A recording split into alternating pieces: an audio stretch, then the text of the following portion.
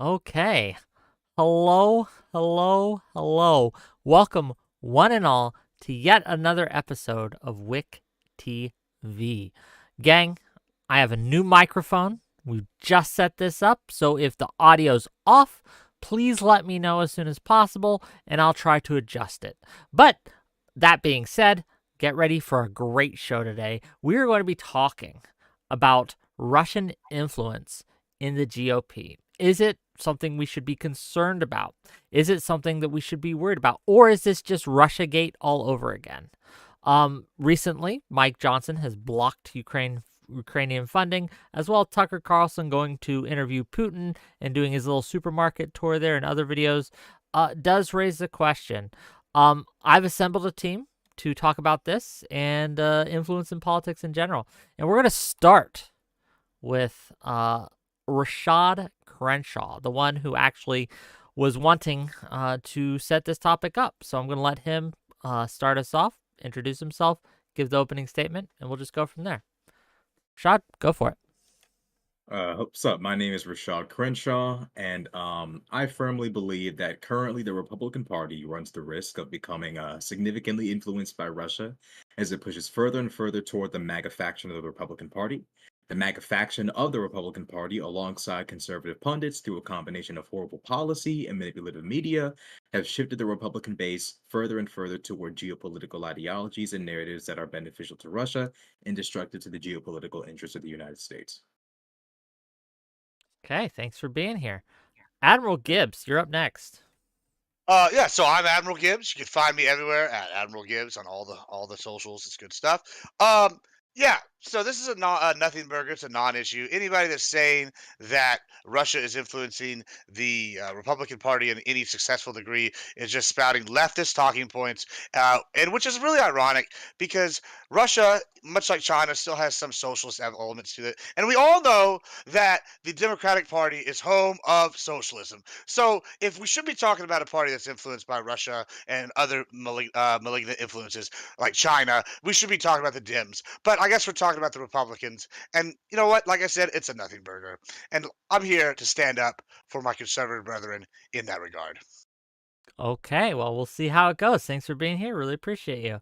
Next up, uh, counter counterpoints. Go ahead. Sorry, I stumbled on my words for a little bit.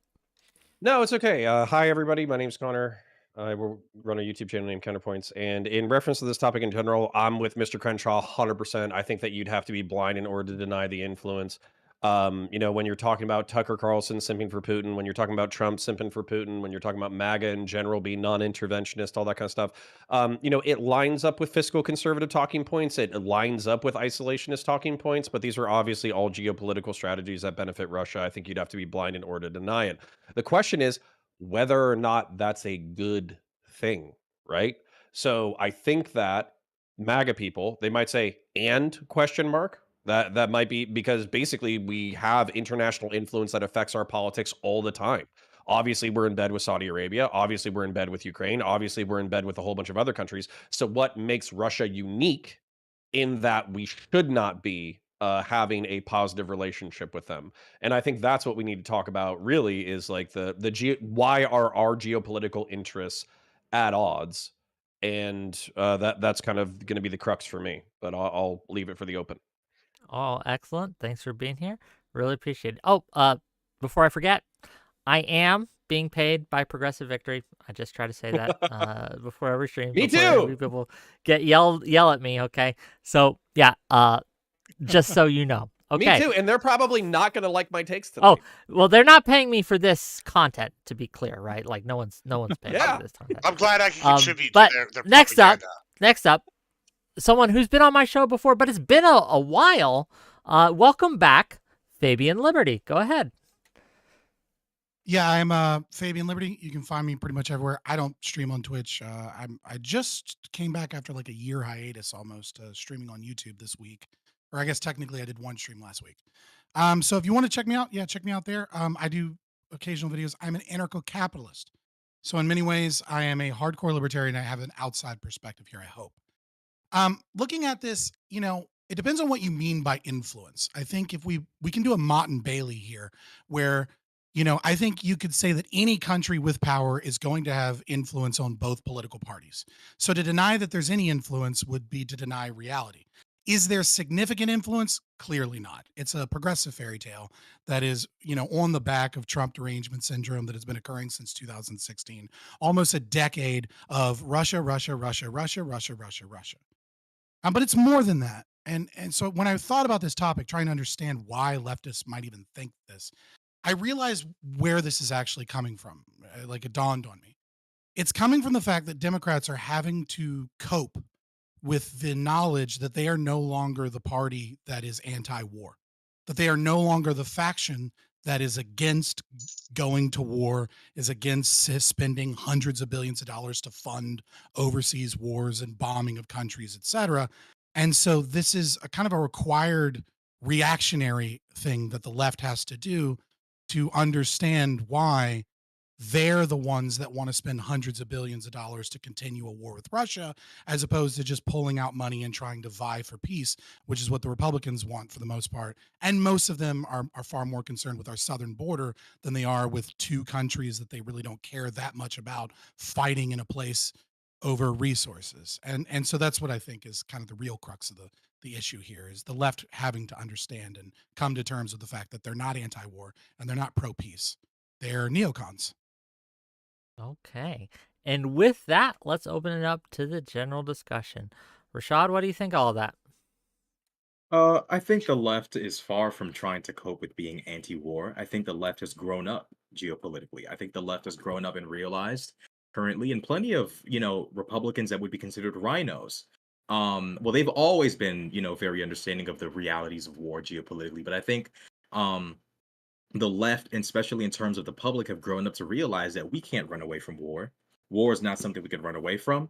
It's something we do have to confront. It's something we do have to find solutions for. And I think that the right, if anything, has embraced a far more childish perception of the world, where we're delving into ridiculous conspiracy theories about Lockheed and Raytheon plotting to take over the world by funding Zelensky. We're actually seeing the right start to embrace almost a fantasy world in which America can become isolationist and like overdose on white lines of border cocaine, just like sitting there, just becoming obsessed with the border, the border, the border, as if we can't solve two problems at once. So I would argue that the left has actually become far more realistic foreign policy wise, and the right has drifted far So more more toward, pro-war. I guess, fantasy.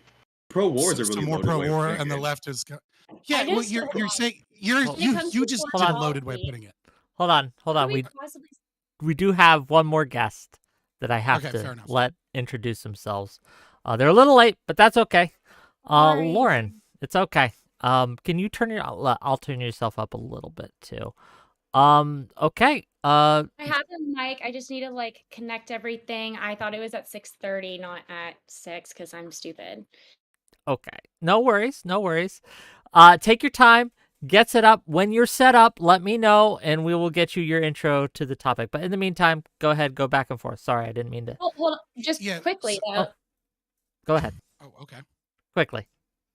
All right, for foreign policy, to say that the conservatives are losing the plot with foreign policy, look at what has happened under Trump versus what has happened under Biden. When it comes to world wars, when it comes to world issues, when it comes to the meeting that the Biden administration even had with China, and they were like, wow, the Biden administration didn't even have the power anymore to say that we are the moral superiors and that they should stop euthanizing the Uyghur population and now the Catholic Christian population, because the Chinese literally turned right back around and said, what about defund the police? Aren't you killing all the African Americans?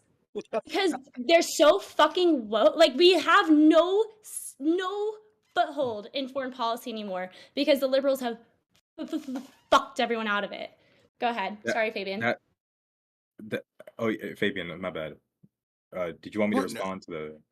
Yeah, I'll let you respond to Lauren. We have plenty of time, and then I'll Okay, respond. well, I think okay. So Lauren, I don't think that I think that's called like a convenient explanation for why they shouldn't stop killing the Uyghurs. I don't think that's like a I don't think China had a revelation about black people's humanity. This is the same China that when COVID went off, they said, actually That's the the black point. people are the reason why we have COVID. Didn't you know we have all these Africans spreading COVID? They're the problem. They don't realize America already like unlocked the whole like, racial equality part of the tech tree. They forgot about that That's their part. point. We're not yeah, They're so the literally making their reality is point. So wait, hold on. So we've unlocked racial equality? I'd say You heard it America. here. I'd You say heard it Hey, here hey, yo, first. yo, yo, one yeah, at a time. One at a time. One at a time. One at a time. we're on the tail Liberals end of are Black living History in a Month. fantasy We're on the land. tail end of Black History Month. I'm claiming today that America has moved toward racial equality just about in comparison to True. China. You heard it In here comparison first. to Dare China. argue with a black man So- on the last so day of on Black Black History History Month? Month. What is On a wrong leap with year. you? Hold on. On a leap year. Honestly. All right, Biden, Rashad, and his so- Democrats that live in their Bro, I la thought la you had to land fix of your mic. non-existence say I that thought you had to do some African stuff. Americans are getting Right? murdered by the thousands because of our police officers and because of their absolute nonsensical understanding of reality. We have completely lost a foothold in Okay, foreign policy. do you And this is acknowledge just that one China example of many. but This you is gotta one you gotta example hear of me many. though. Okay. I'm You throwing a gotta- flag on the play. I'm throwing a flag on the play. Hold I'm on. gonna get some control here because it's gone. I love the energy. I love the passion, but we gotta take one thread at a time. my brothers and my sisters here, one thread at a time. Lauren, finish setting up, and we're gonna pass the ball to Fabian for at least a little while you finish setting up, and then Okay. we can go back to this thread. Fabian, please. Yeah, to add just a teeny bit of sense to this conversation, I Okay. think Lauren's point is your point, is that China's bullshitting, but because of the weakness of the political philosophy and ideology that has captured the Democratic Party, where they have become so beholden to leftist ideology and an inability to speak out against per se wokeness, it leaves them weak to have any moral high ground. That the Biden administration cannot do what the Trump administration does, which is the Trump administration previously is a grandiose narcissist that says he's the greatest at everything and always claims the moral high ground. And in some ways that is effective as a foreign policy position. Because it's a bargaining chip where he's always exaggerating. So any compromise is kind of already coming towards America's amazing. Whereas the Biden administration is the exact opposite, is that they come in weak. They come in genuflecting that we have these issues and we are an immoral nation and we're just trying to fix these problems. And then China goes, well, look at you. You're killing all the black people. So how dare you talk to us about Uyghur Muslims? If you try that on Trump would laugh it off, completely ignore that they even made that comment, and then hammer them. I think that is kind of the point that she's trying to make. Something tells me that Joe Biden did not cease his foreign policy ambitions toward China because China pulled the Uno reverse Dude, card. I don't the think that dude was doesn't a have thing. any And foreign- Joe furthermore, Biden. hold on. Wait, what are you saying? No, go ahead. Sorry. I was gonna I was, say. I was just laughing at the idea of Joe Biden I don't having think that opinions on Lauren. anything. Yeah, I don't think that Lauren was saying that. It seemed to me like she was saying that That's exactly China what was I'm saying. somehow. Well, it sounds really silly to me though because China's going to do what it wants anyways. Bringing up black people being killed in America is a convenient excuse Yeah, it's for just public propaganda. media, but they're going to do whatever they want to do anyways. They're the same No, but- population that said all these black people here in China, they're the reason why you guys are dealing with COVID. It would never be us. Hold on. This nation was Hold on. always Can I stop down you for a low and second? dirty and grimy. Hold on, Hold real quick. No, real quick. So it seems to be that you are dismissing the concept of world opinion, the concept of how leaders are seen, the concept of the strength through No, I'm not diplomacy. dismissing So- it. What I'm no, no, telling no, you is that hold on, China's hold on, going to do what it pause, wants to do. Pause. Well, you pause. gotta let him finish. So, Yeah. are you saying that your political position is that of realism? Are you saying that it, like the nuances in the words that China says doesn't fucking matter because they're going to do the evil shit anyways? And so are you saying that you're primarily coming out here saying, hey, I'm a political realist about like what will be done? I mean, it's like terms of Putin political bringing power. up.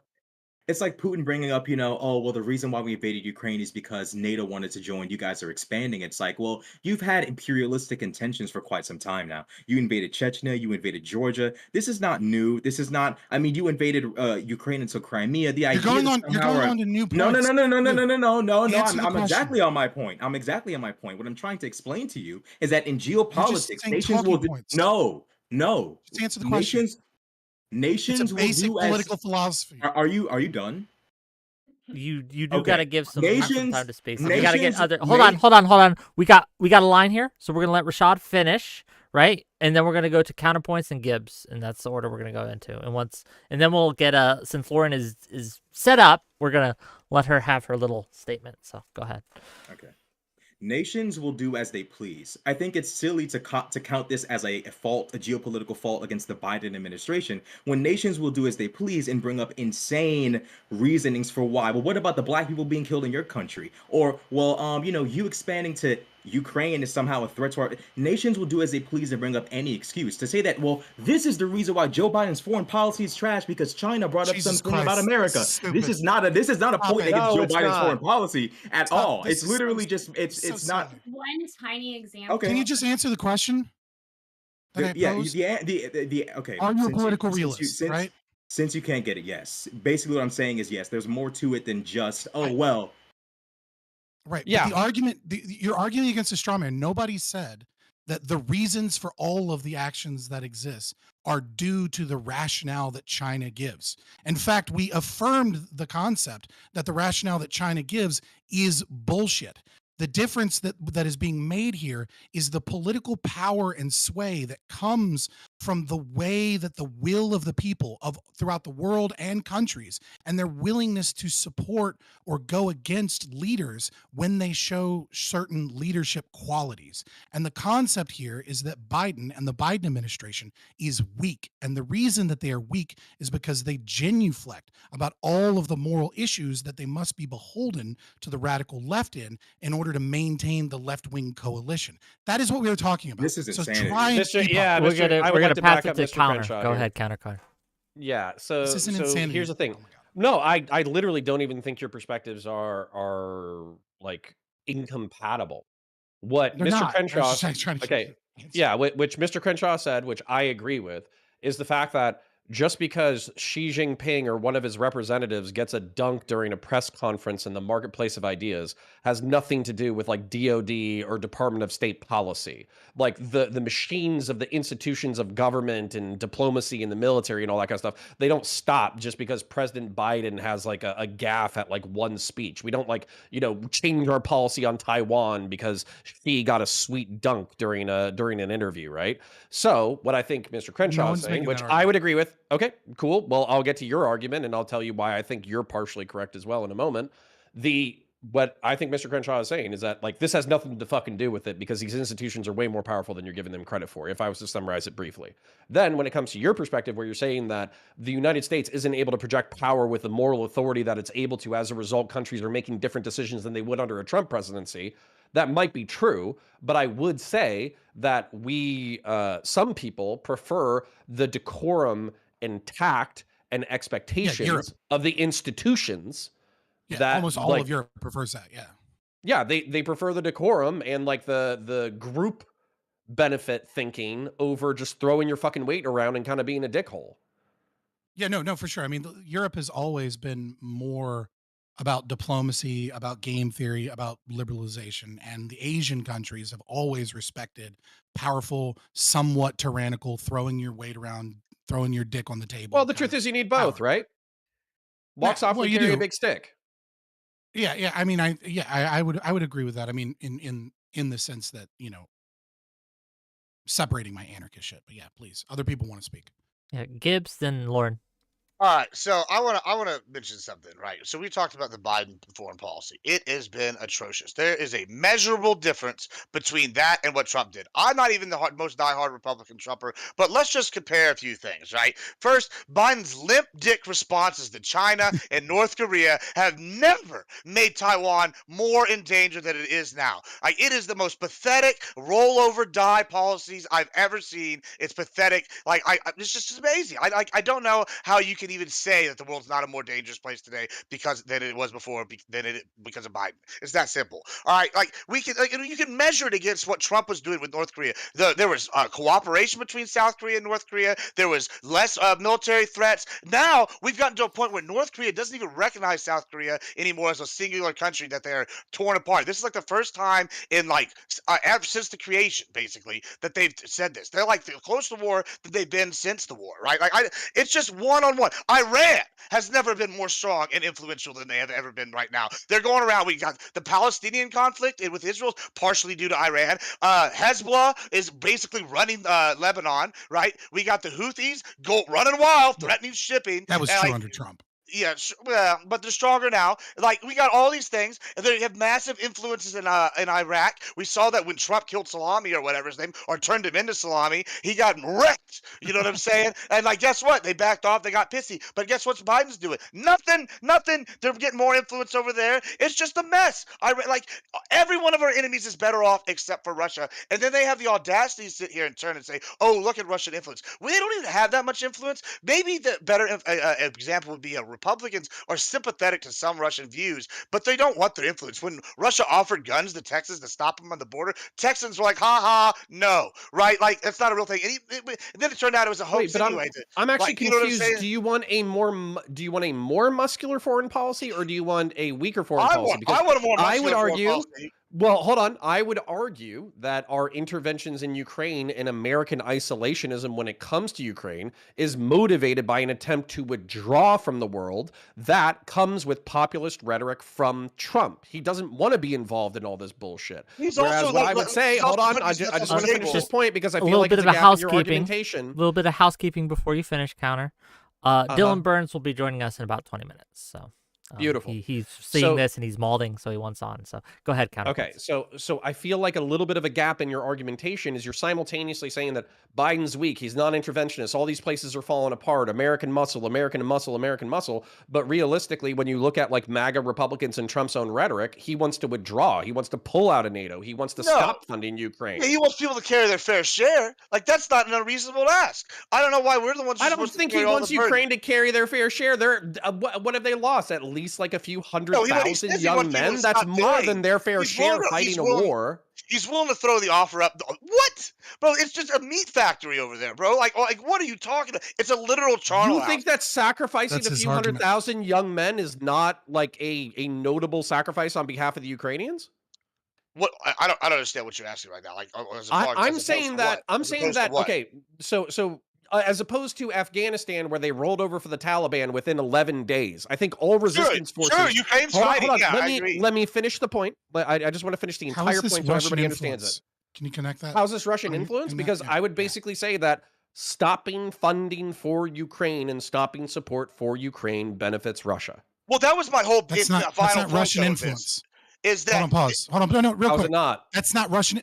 That's literally not. Just because something, if I cut my grass and it makes my neighbor's property value go up because I take care of my yard, that doesn't mean I'm influenced by my neighbor's nefarious desire for higher property values. It means I cut my fucking grass. It's a pure non sequitur to say that cutting funding. Here's the biggest part of this. One at a time. I'm gonna let. If you want to. Finish your point, and then we gotta let the other side respond. I'm okay with this differentiation. Yeah, I'm okay with this differentiation, and I'd like to articulate it really quick.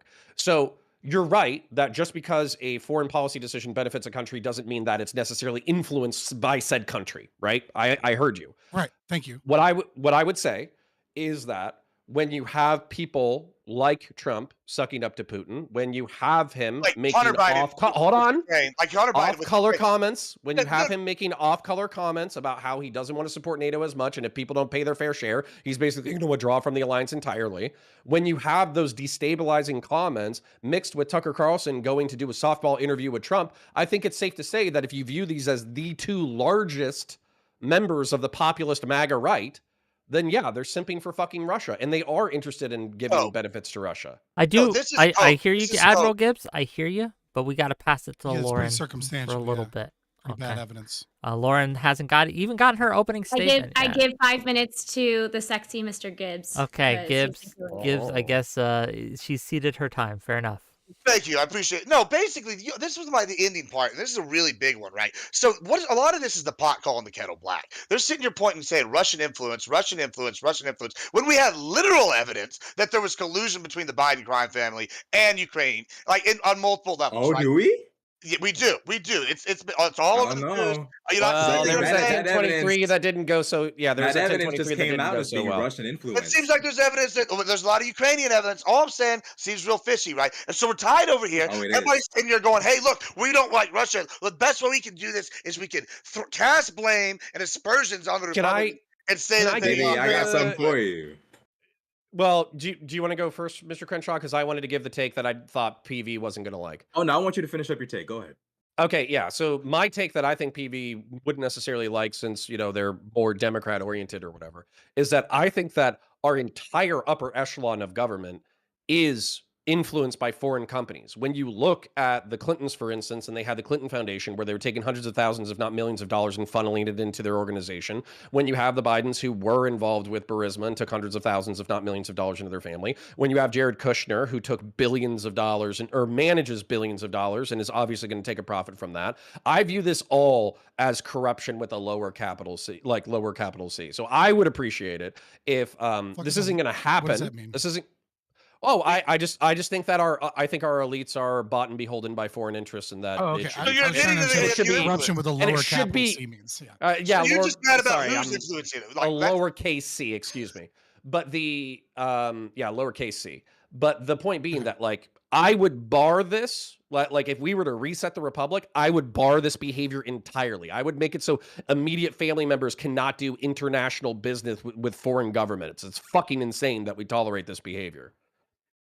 Rashad, did you Highly have doubt a Progressive Victory is going to disagree with you on that. yeah, Rashad? Did you have your point Yeah, ready? I mean, Go ahead. Yeah, They I like had something for Biden. Gibbs.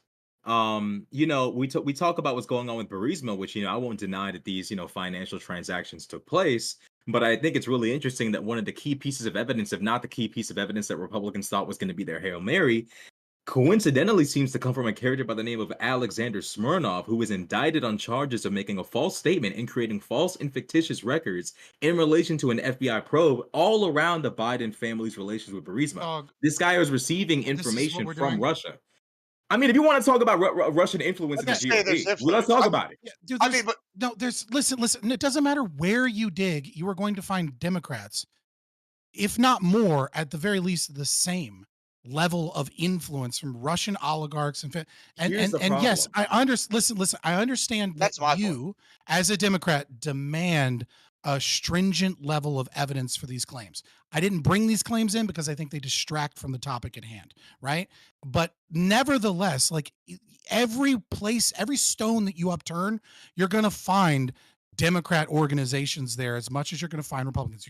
The Steele Herein lies dossier, the right? Like you're problem. going to find like oligarchs getting special access after donating to Hillary Clinton to the Department of Defense. You're going to find 𝕵𝖎𝖎. You're going to find Republicans that are working in these places. You're going to find a ton of Republicans that are connected to Chinese corporations that they shouldn't have. They're all politicians. They're all fucking sick. They're all fucking gross, and they all have some level of influence.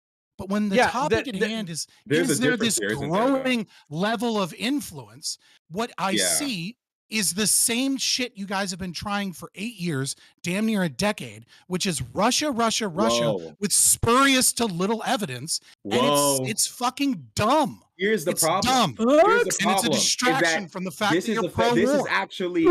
actually affecting Republican foreign policy. See, the Democrats, as it stands right now, the shittiest influence I've seen on Where? their foreign policy is what do you mean where? We have some of the biggest MAGAites in America constantly derailing funding for not only Ukraine but also Israel. Because Why are they're you hitting saying this this isn't bullshit. a problem? because we're What worried about is- the border. what is Because we're my worried claim? about the What is my border. claim, dude? My claim is that these people care more about the border than they do funding foreign fucking wars. That means they're It's right. retarded. It's right. That It's right. means they're Russia retarded. influenced. It's called being retarded. There are levels No, to it's this. not. It's called being Bro, if you were retarded. dealing with the border, you would You understand. can handle They the don't border want to and spend Well, we've been trying for the federal government stand down the wall. Okay. We have We three have people. the Department Stop. of Homeland Security. We have 3 people trying to talk. Right. I can't hear a goddamn one of it. All I hear One is sentence. someone One screaming sentence. retarded over and I over love and the over attitude, again. though. One sentence. One sentence. Once. How One long of a sentence, promise. sentence? You got like 10, Short 20 sentence. seconds. Short 20 sentence. seconds. Go ahead.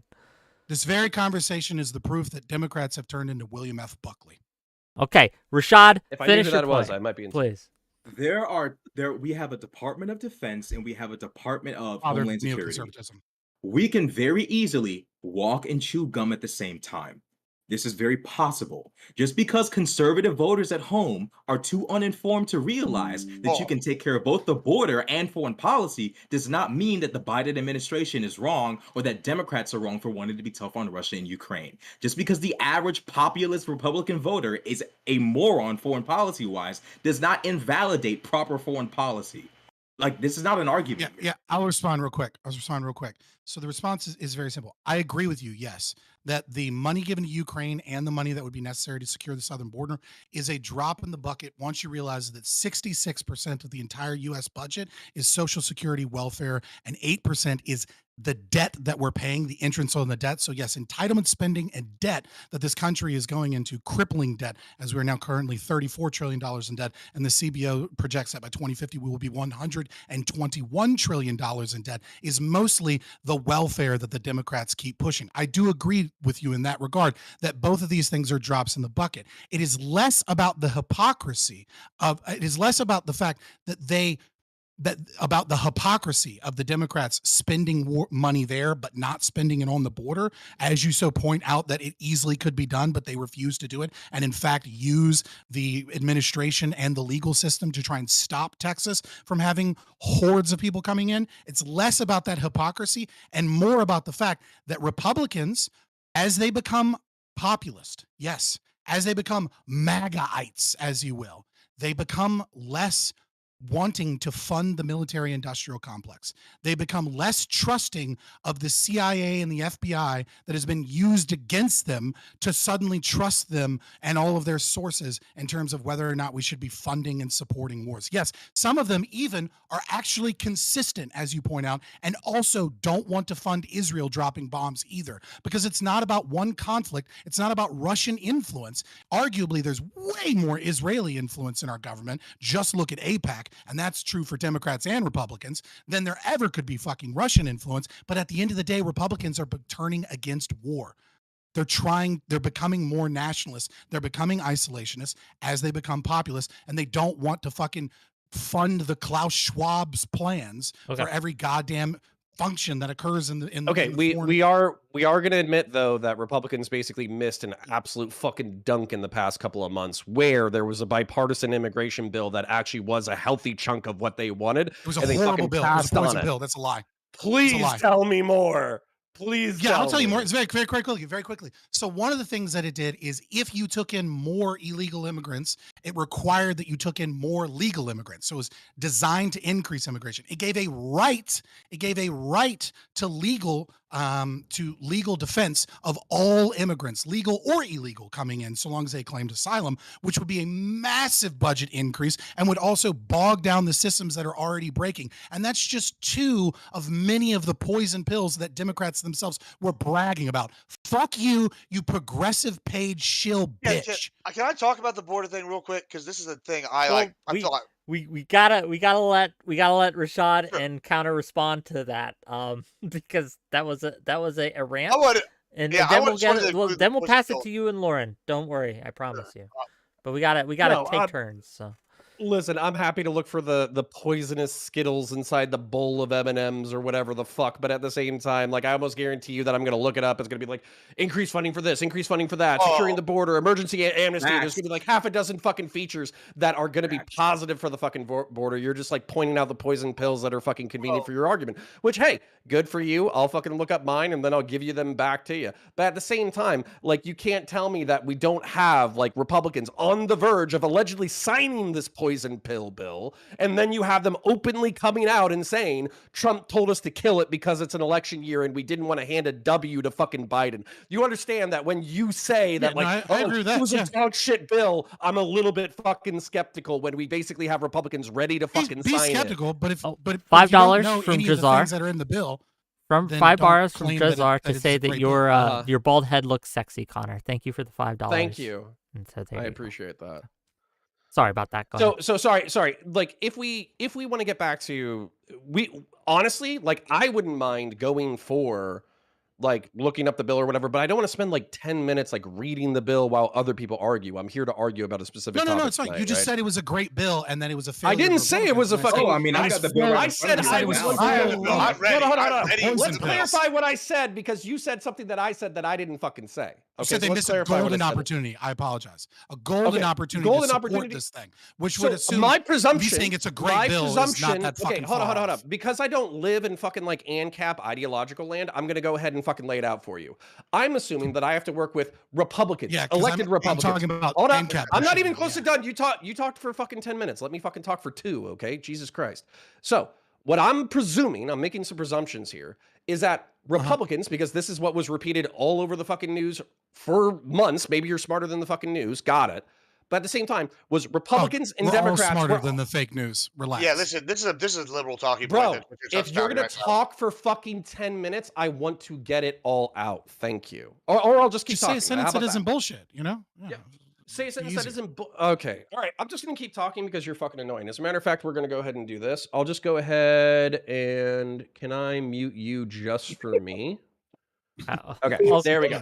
Okay. All right. So specifically, when it comes to this, I live in a republic. I have elected representatives. These people are not perfect. A majority of them are fucking stupid fucking assholes, but at the same time, they're the best we fucking got. So they go to this place called fucking DC and they negotiate bills. And it seems like Republicans for a very long time were making this argument that the border was the most prioritized fucking thing on the planet. And within the past 6 months, there were Republicans and Democrats who were saying, we're actually really close to making something happen. This is going to be one of the most comprehensive reformation bills since fucking Reagan, since Bill Clinton. This is going to be one of the biggest things that we've done in the past 30 or 40 years. And it seems like they were on the fucking verge of signing that shit and actually getting something passed, which would have been amazing because it would have been great to have some fucking legislative movement forward. And then what happened at the very end is Republicans openly said, we are not going to sign the fucking bill for probably the 3 fucking poison pills that you fucking found. But they also openly fucking said that they weren't going to do it because it would give Biden a W and they wanted Trump to run on this shit. And guess what's going to fucking happen is if Trump wins, which by the way is not fucking guaranteed, if Trump wins, he's going to have a fucking Congress and a Senate that are going to swing back against him, and then nothing's going to get passed for another fucking half decade. So I view this as Republicans shooting themselves in the fucking foot rather than getting something productive done. Is it perfect? Probably not. I would love to sit down with you and we could read the fucking bill together for all I give a shit. But at the same time, we're here for fucking interventionism. Yeah. 4 words, and we go to Gibbs. Read the fucking bill. Sure. How long is the fucking bill? Hold on. No. Let's fucking do this because it's 4 words. It's so goddamn easy. How many fucking pages is the goddamn bill, Fabian? I'm pretty read up on the bill. You got that off the top of your head? Hold on. It's so fucking easy. No, it's 4 goddamn words. How many pages is the bill? I don't have the exact amount of pages for the bill. Did you read the bill? You claimed the bill was a golden opportunity. Okay, well, we have I someone. read the bill. Okay. We have Rashad has the bill up. Admiral Gibbs says he read the bill. Okay, we have 2 people who says. Admiral Gibbs says he read the bill. Okay, so and he has a thought on this. I don't want to make sure to Gibbs. Yeah. Was it 2 pages? Was it 10? Was it 100? Was it 300? How many pages was it? It's long. I have the highlights here in front of me though, but like if you want them, I can post them in a link in here. It'll give you the highlights. It's from. Okay, let me say this point. I find it absurd that 4 words, read the fucking bill, is added as some kind of fucking dunk when have you read the bill, Fabian? I told you, yes. I read the bill before. If you read the bill, can you recall if it's a few dozen pages, if it's a half dozen, if it's 2, if it's 10, if it's 100?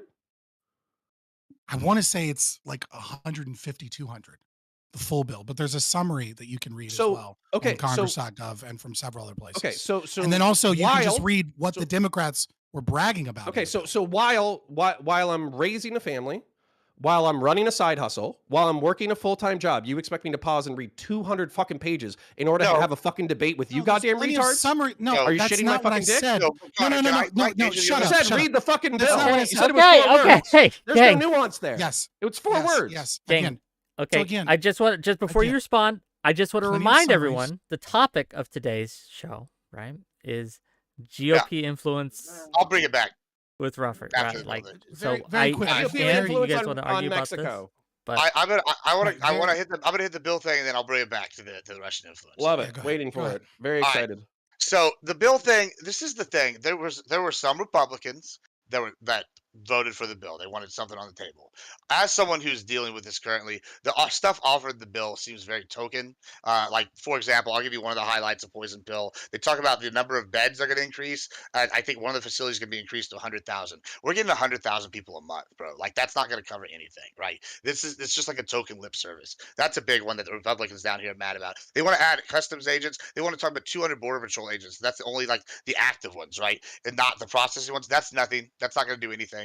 They want to add 55 miles of border. Wow, great. You're tearing down borders we already have up. So you're going to just put border where we got. It's just like a slap in the face. The whole bill. Like, if you're actually dealing with this issue, it's a problem. The bill's bad. Okay, I'm Right? going to tag someone else in to talk about geopolitics. but so when I'll we come start back- researching the border yeah, bill for sure. Ukraine I just and did it Russia to you. debate. So here's the thing about dude, Ukraine. stop this. But hold on. So You this is made the a thing, claim though. about the bill, and you said The it was bill- a golden opportunity. And I the simply said, bill- no, it wasn't. They're poison pills. Because And I'm then you relying on freaked the other fuck out professionals and besides a clicked out. fucking douchebag ANCAP on fucking YouTube. Okay. Yeah, I'm listening to like fucking lawyers and shit. But I No, have to you're- listen to you're- you, you're- the yes, I ANCAP fucking understand. Andy over You are- here. so- You're you are- my fucking you are resource. fucking- So yeah, I gotta You are check what you say perpetuating- with a You grain are of fucking perpetuating a salt. major Hey, guys. media fucking narrative. without okay, actually hold doing on. any of your research. I don't want to You start mean the meeting doctors people. and lawyers and media Connor, personalities stop. who are responsible for researching Stop. shit Oh and my then God, explaining stop. it to us? Stop, everyone, calm down. Okay, I just Admiral Gibbs, I hear you. Right? I didn't even get to finish. I'm going to let you finish, but once you're done, once you're finished, before anyone starts yelling at each other about being a paid shill or an ANCAP retard, I don't care about that. We're going to let Dylan get in and get his 2 cents on this. Finish your point, Gibbs, and then we'll go. Yeah, so my point was that you brought up originally was that basically it was tied to the Ukraine bill, right? And as a Republican, and I look at this, right, and I see, hey, it's tied to this funding for a war overseas, which is kind of, I think, what Fabian was alluding to. That, hey, the border is the issue I care about right now. This is a big problem, right? Whether or not we agree on what the solution was or if this bill was enough, that's it. But I see a bill, it seems poisoned, and it seems like it's just a Democratic dunking point, right, to someone that's living here next to it. And then I see it tied to the Ukraine funding, and I'm like, hey, well, that's some bullshit. Not only is this a poison bill, they're getting like 3 times the amount that we're getting here, and we have a national disaster going right down here. And so, like, to me, looking at that, it's hard for me not to see that. And then for y'all to turn around and say, hey, it's Russian collusion. Like, come on, bro. Like, come on. Like, work Russian with me here. influence. That's the Yeah, new word. or influence. Yeah, come gotta on, man. keep That's up with like the that's media's narratives. disingenuous. Like, yeah, like if you're like, you know what I'm Is saying? it really disingenuous though? I mean, Yes, look it's at the direction we're absolutely. going in. Well, number one, to expect the Obviously. bunny to receive as much funding as a war, a conventional war, the likes of which we haven't seen since World War II, to expect our the border war. to receive as much funding as that, what do you mean it's not our war? In World War II, we had the same thing. It's not our war. Then come to find out, it became our war. What we're trying to do right now is mitigate the odds of this becoming a war significant enough for us to send U.S. Marines, U.S. soldiers, sailors, airmen. We're trying to stop that from happening. Sure. But Listen, the I'm GOP very current foreign policy plan would lead us toward that.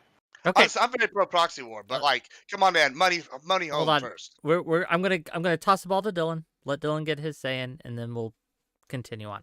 And Lauren, if at any point you want to jump in, right? Like, I know you're sitting there doing your homework, but come on, let's go. No, I'm sitting here. I'm paying attention. I'm listening. Okay, I just we'll wanted see. to. Don't you worry. Dylan, go ahead. You're muted, Papa. Yo, you're muted, bro. We can't hear you. I was muted. Very sorry. Yeah. So I came into this a little into the conversations. You'll have to forgive me for not knowing everything that was said up to this point. But I heard that they were, I think you guys were talking about the deal that was offered, the Senator Langford negotiated deal, I believe, from what you guys were talking about. And from somebody who's from more progressive circles, I came up more, I guess you could say, the left wing of the Democratic Party. Most progressives were pretty upset with the border deal compromise with Senator Langford. There was a lot of compromises that I felt, and a lot of them also felt should have been included. If you're going to do a big compromise like this, finally finding some solution for the Dreamers feels like the time to do it. If this is the time where we're going to spend 5 months to negotiate a deal like this. And so a lot of progressives, including progressives who made their voices vocal in the Senate and vocal in the House, made clear that they were unhappy with it and were not going to vote in favor of it, and proceeded to make clear to not only Senate leadership but the public that they weren't going to vote in favor of it. And then it was crushed and it was sunk. And I look at it like this: in a year from now, next time when Republicans might have a chance to have the Senate and we'll still have the House and might be able to, try to push something like H.R. 2, even if it's just a posturing bill and it's definitely not the type of thing that would actually pass. If they try to get many of the things that were offered in this deal, the Democrats will not offer it again. The Democrats will have no leverage used against them, like what was being used in the Ukraine instance, which I think shouldn't have happened in the first place. I think it's kind of scary to tie crucial national security issues to things that are extremely divisive in domestic politics. I could imagine, should we support the South Koreans? I don't know. Maybe if you compromise with me on the Don't Say Gay bill. That's something that makes me feel a little bit uncomfortable. I think we should have standalone votes on this, which Mike Johnson said at the start of his term, in a concession to Matt Gaetz, is what he would do. He didn't like to do all these big bundle bills because he was sick of the big government, but then immediately asked for a big bundle bill as a compromise. And so it really is frustrating to me, as definitely somebody who's very supportive of Ukraine aid, that this has gotten in the way of something that should just have a straight up and down vote. Can I ask a question, Dylan? Sure. Because I know you're coming in late, and so I don't want to accuse you of not doing something you're not trying to do, right? I To be clear, I've heard perspective. literally just the last 10 minutes of conversation. That's it. Right, And I was a So last I second understand. replacement. Right. So I understand you're just kind of elucidating this specific thing, but the topic in hand is whether or not this is Russian influence, right? Whether or not the Russians are the real reason that many of the Republicans are not voting for this Ukraine aid, and et cetera, et cetera. And so, let me be clear. You were just adding that for context to say, I can add hey, this was progressives separate. weren't happy This was just my opinion Okay. on the negotiated settlement. It's something that's concerning, because I could imagine we're having a negotiation about whether it's a good idea to intervene in Mexico, and then the Democrats say, well, if you want to do that, then you have to introduce Roe v. Wade on the federal level if you want to stop with the cartels. It's been a problem. It's been a problem forever. Bernie Sanders got hit on it because he didn't want to vote for there was a renewal of the National Firearms Act or something, was tied to Domestic Violence Against Women Act at the exact same time, and he voted one down for one reason, and then Hillary Clinton was trying to browbeat him over it, and it's dude, these two things were tied together. I either had to support It was a very silly attack on Bernie. I remember having to argue with my progressive colleagues over it. You can't blame gun manufacturers for things that end up being. It was a very strange time at the Bernie camp. But on the issue you're talking about, Russian you want to infiltration, hit women, right? I want to recenter this, gang.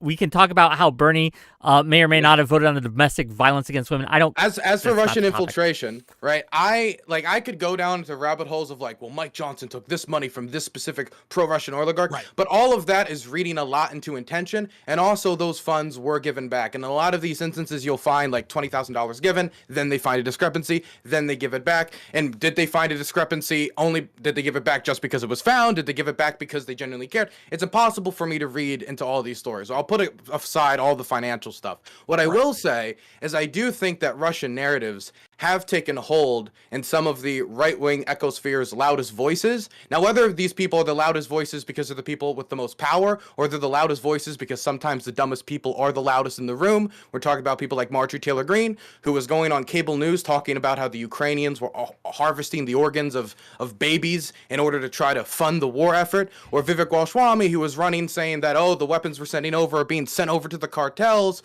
Or Robert F. Which is Kennedy and true. Tucker Carlson republishing fake Russian casualty data. Like, these types of things do enter into the ecosphere. They do affect how bases or people see the war, and it does affect people, whether we like it or not, who also vote on this legislation. I think we need to think that our legislators, while we'd like to think they're experts on the issues, a lot of them are getting just as much garbage as the rest of us off of Twitter. Tommy Tuberville is an example of somebody who I've seen constantly kind of fuck up, learn something wrong and just repeat it and then fix it afterwards. And he is somebody who was taking talking points straight out of the voice of Vladimir Putin after the Tucker interview, repeating it verbatim and taking it as face value as an American senator. And I thought that was pretty embarrassing.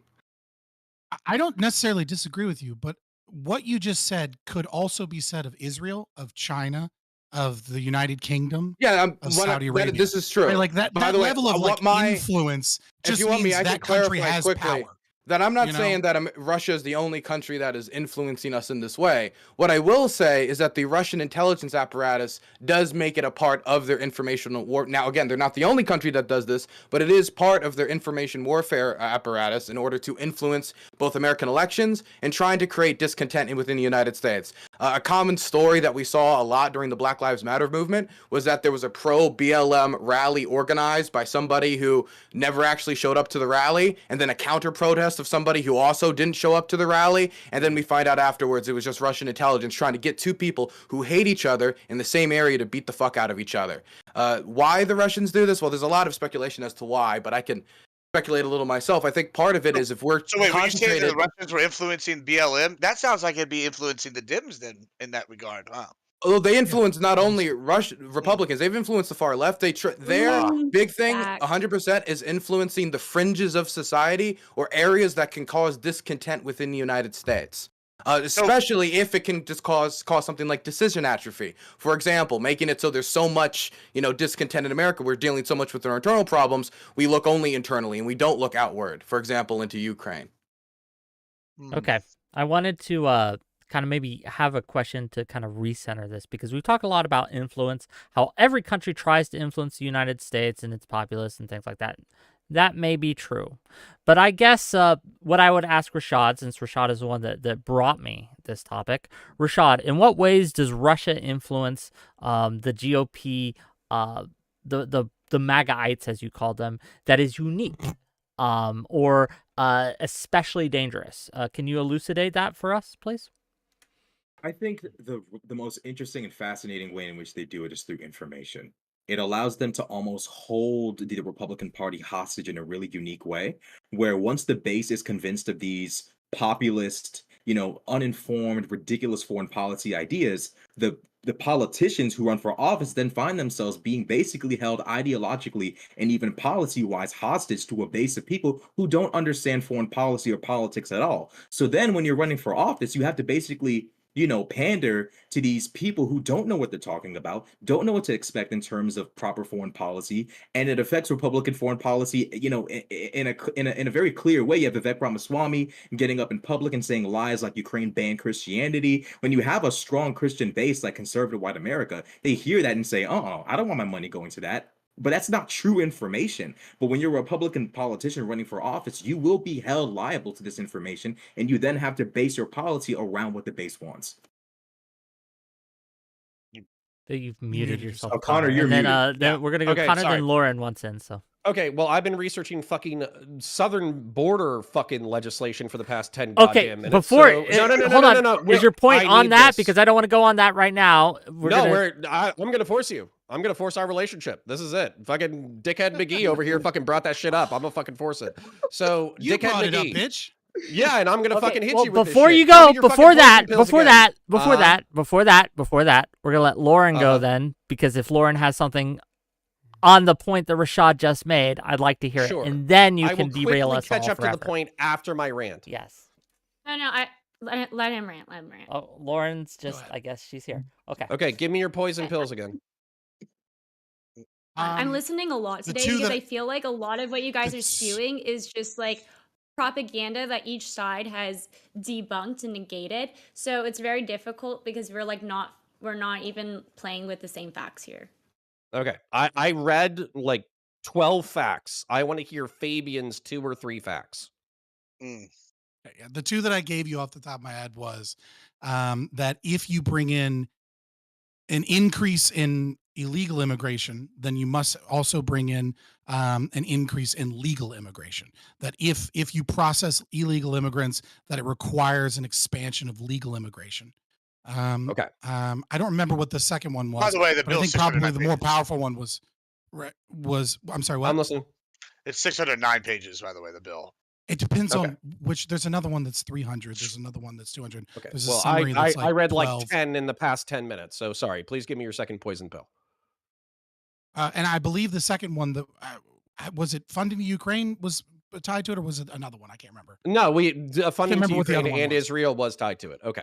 All right. So I'm going to take your poison pills. I'm going to tell you what you're getting. So there's 2 poison pills of cyanide poison inside the bowl of candy, and they're Skittles covered in cyanide. Oh, it was demanded. It was the demand for For the legal record, the whole bill is representation. poison. Just for the record. Legal representation, fantastic. I have counterpoints for both of these, so I am loving that we're on the same page now as far as facts go. Okay, so you told us the bad side. I'm going to tell you what you're allegedly getting as the good side. Okay, so right now there's no shutdown process for the border. Any person who crosses in the United States of America, if they're detained by a border patrol agent, then they have to be processed by the legal system. Oh wow! If more than hold on. If more, that has nothing to do with my fucking point.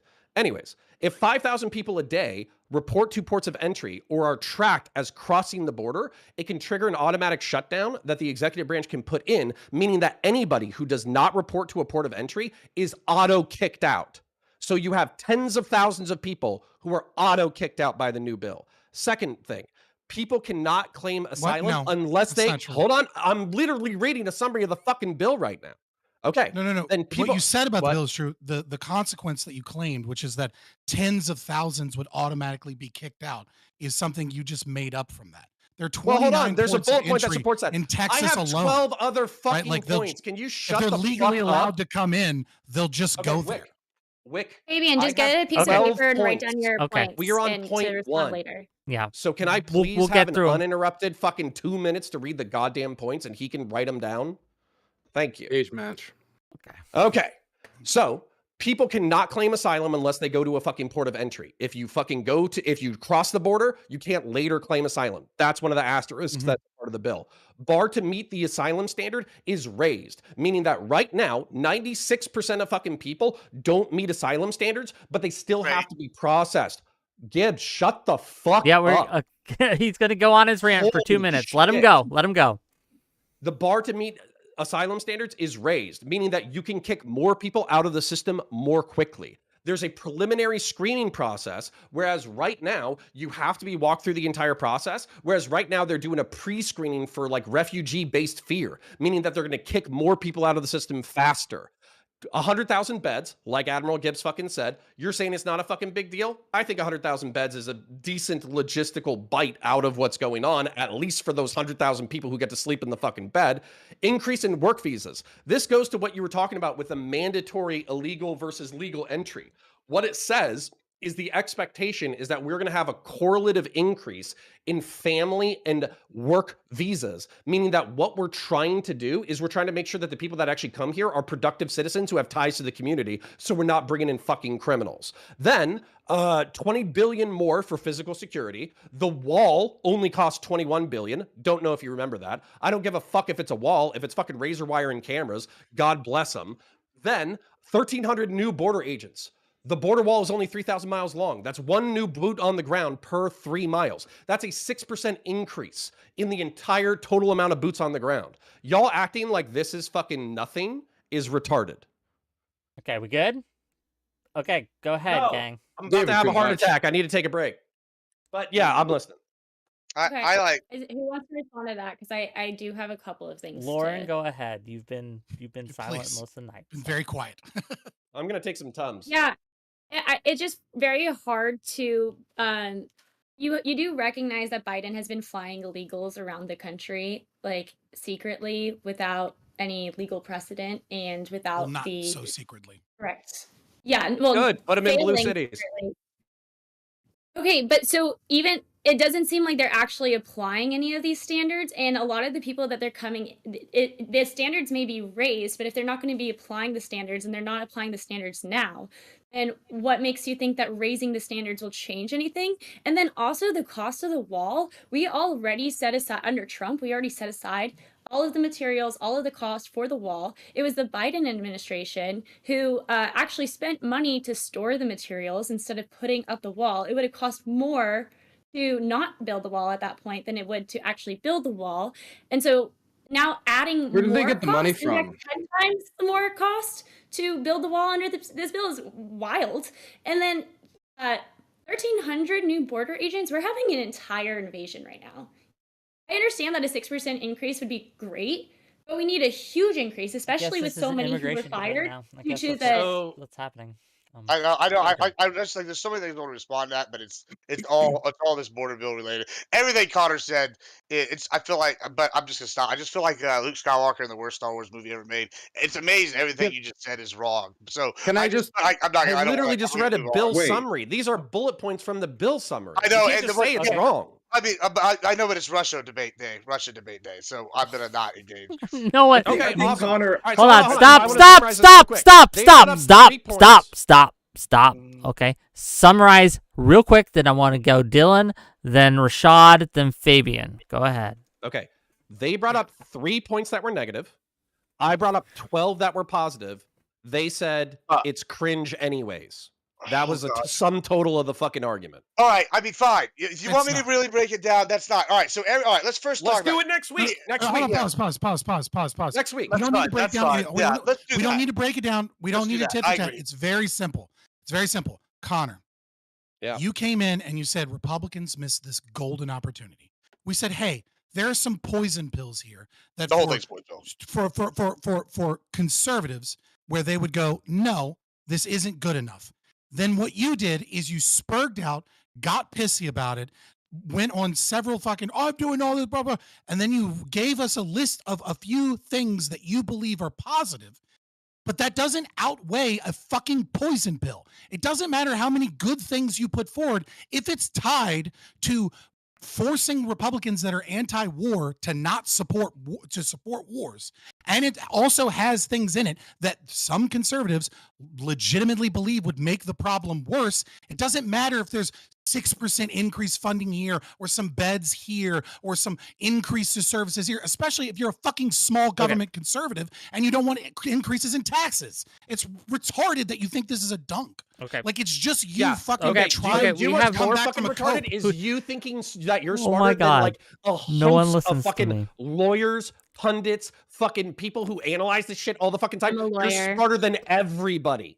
Let's give it. You Let's figured it pass out. the ball Nobody to fucking- Dylan for a moment. He had something to say. Go ahead. So I just want to throw out there that this bill was negotiated originally because everybody in the pro-Ukraine camp which was the majority of senators, the majority of people in the Congress, but because of the small majority that Mike Johnson held after the hellscape that was the Republican leadership race, he needed to get concessions on other issues in order for him to please certain members of his base, which at the time were at the fringe. Maybe they're still at the fringe, maybe they're becoming more embedded, who knows, about making these concessions tied to Ukraine. That's the only way they can get it through. Now, that shouldn't have been done in the first place. But if that is done and they're saying, this is what we need to do, Mike Johnson says, I support Ukraine, we won't abandon them, but you have to give us concessions on this. We enter into negotiations for 5 months. But if those are the conditions under which you are making the Democrats and the Republicans negotiate, and you're doing it under that type of time span in 5 months, of course they're not going to come out with a deal that pleases everybody. They're never going to come out with a deal that pleases everybody, period. But especially under these types of conditions where you're making them come together to negotiate, but you're not going to get anything if you don't take the deal. You're not going to get anything through the election. Trump doesn't want anything to be done until the election. And so you can thumbs up all those undocumented immigrants coming across the border and doing nothing in the meantime. And then if Democrats win in November, you know what's going to happen? Yeah, you know what's going to happen if Democrats win in November? Let me finish. The Biden administration demanded that I'm this sorry. bill- that I'm this Hold on, I'm you hearing guys- some. I'm hearing some chip, and it's getting in my ear. your own if the bullshit you're Democrats spouting line after win in line? November, the Democrats will design immigration policy with no Republicans at the table. They'll have no incentive to have Republicans at the table because Republicans, when they did even hold the House, not the Senate, not the presidency, didn't want to make a deal, even when they forced the deal by tying it to a national security issue, which they shouldn't have done in the first place. Fine, it sunk, but then just let the Ukraine aid have a vote if you were going to do this bullshit in the first place. This is all bullshit. Listen, this has You're all nothing to do with bullshit, Russian homie. influence. The idea that politicians playing fucking the same games they've been playing for 100 years, or at the very least since senators were elected, I'll say, right? The idea that they have been playing these same games that they've been playing, this good governance, pork barrel, compromise across the aisle, it has nothing to do with Russian influence, number one. And number two, it's founded upon so much bullshit.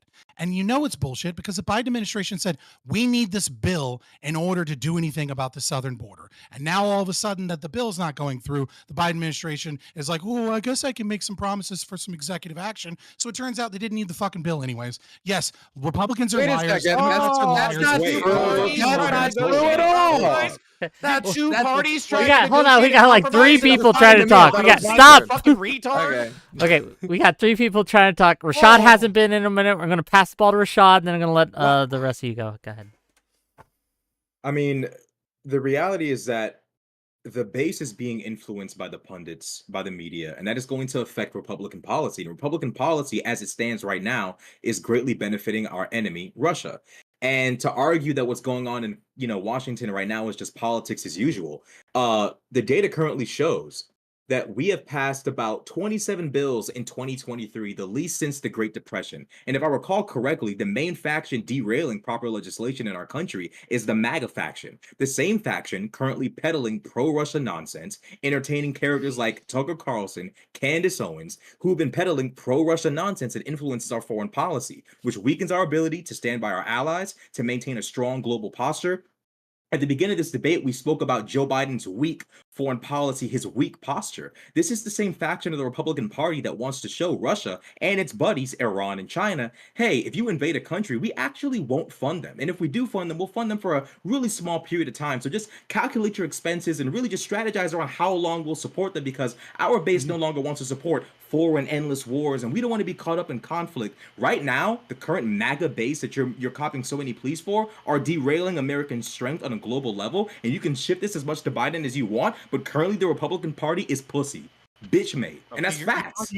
What? Right. So your argument is this is a bad governments, and that the MAGA crowd is bad because we have passed less bills. I cannot imagine a more authoritarian stance a human could have than to know that the evidence that the government isn't good is that it hasn't increased laws and legislation, and it hasn't come together. Like, when you have less bills, that means that you have more consensus. Yes. Is there potential political polarization? Yes, obviously. Is there going to be some infighting? Yes. Do politics change in terms of what people care about? And are the political parties having some shifts? Yes.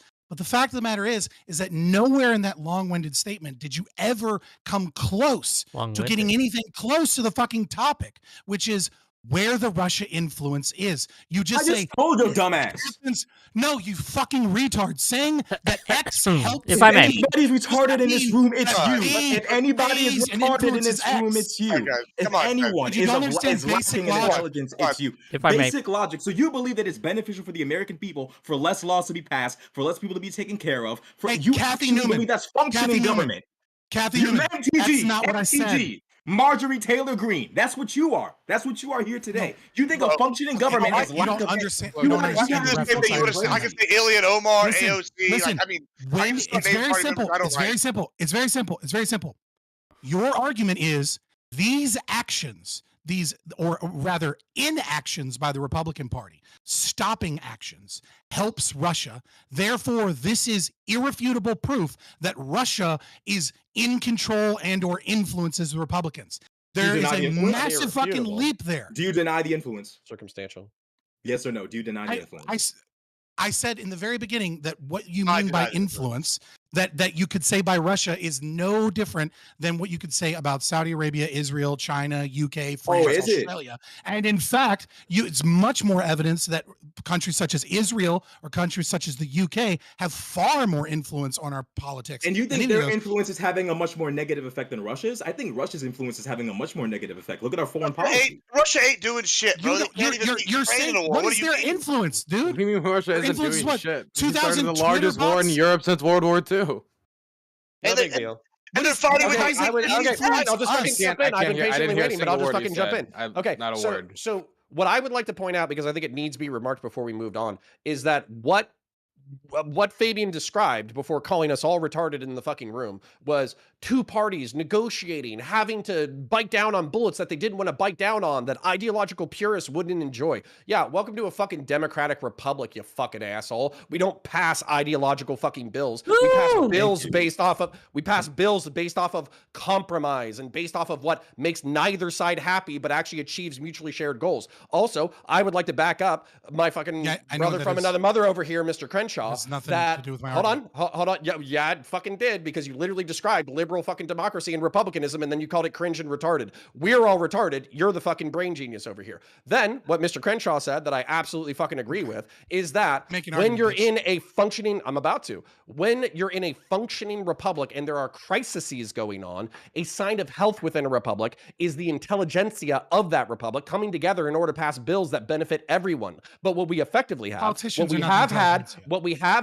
what we have had, shut the fuck up. What we have had is we've had a fringe corner of the Republican fucking movement that only represents less than 20% of the fucking population, effectively holding the rest of the population hostage. So yeah, I would see this as a republic in decline due to the actions of selfish assholes.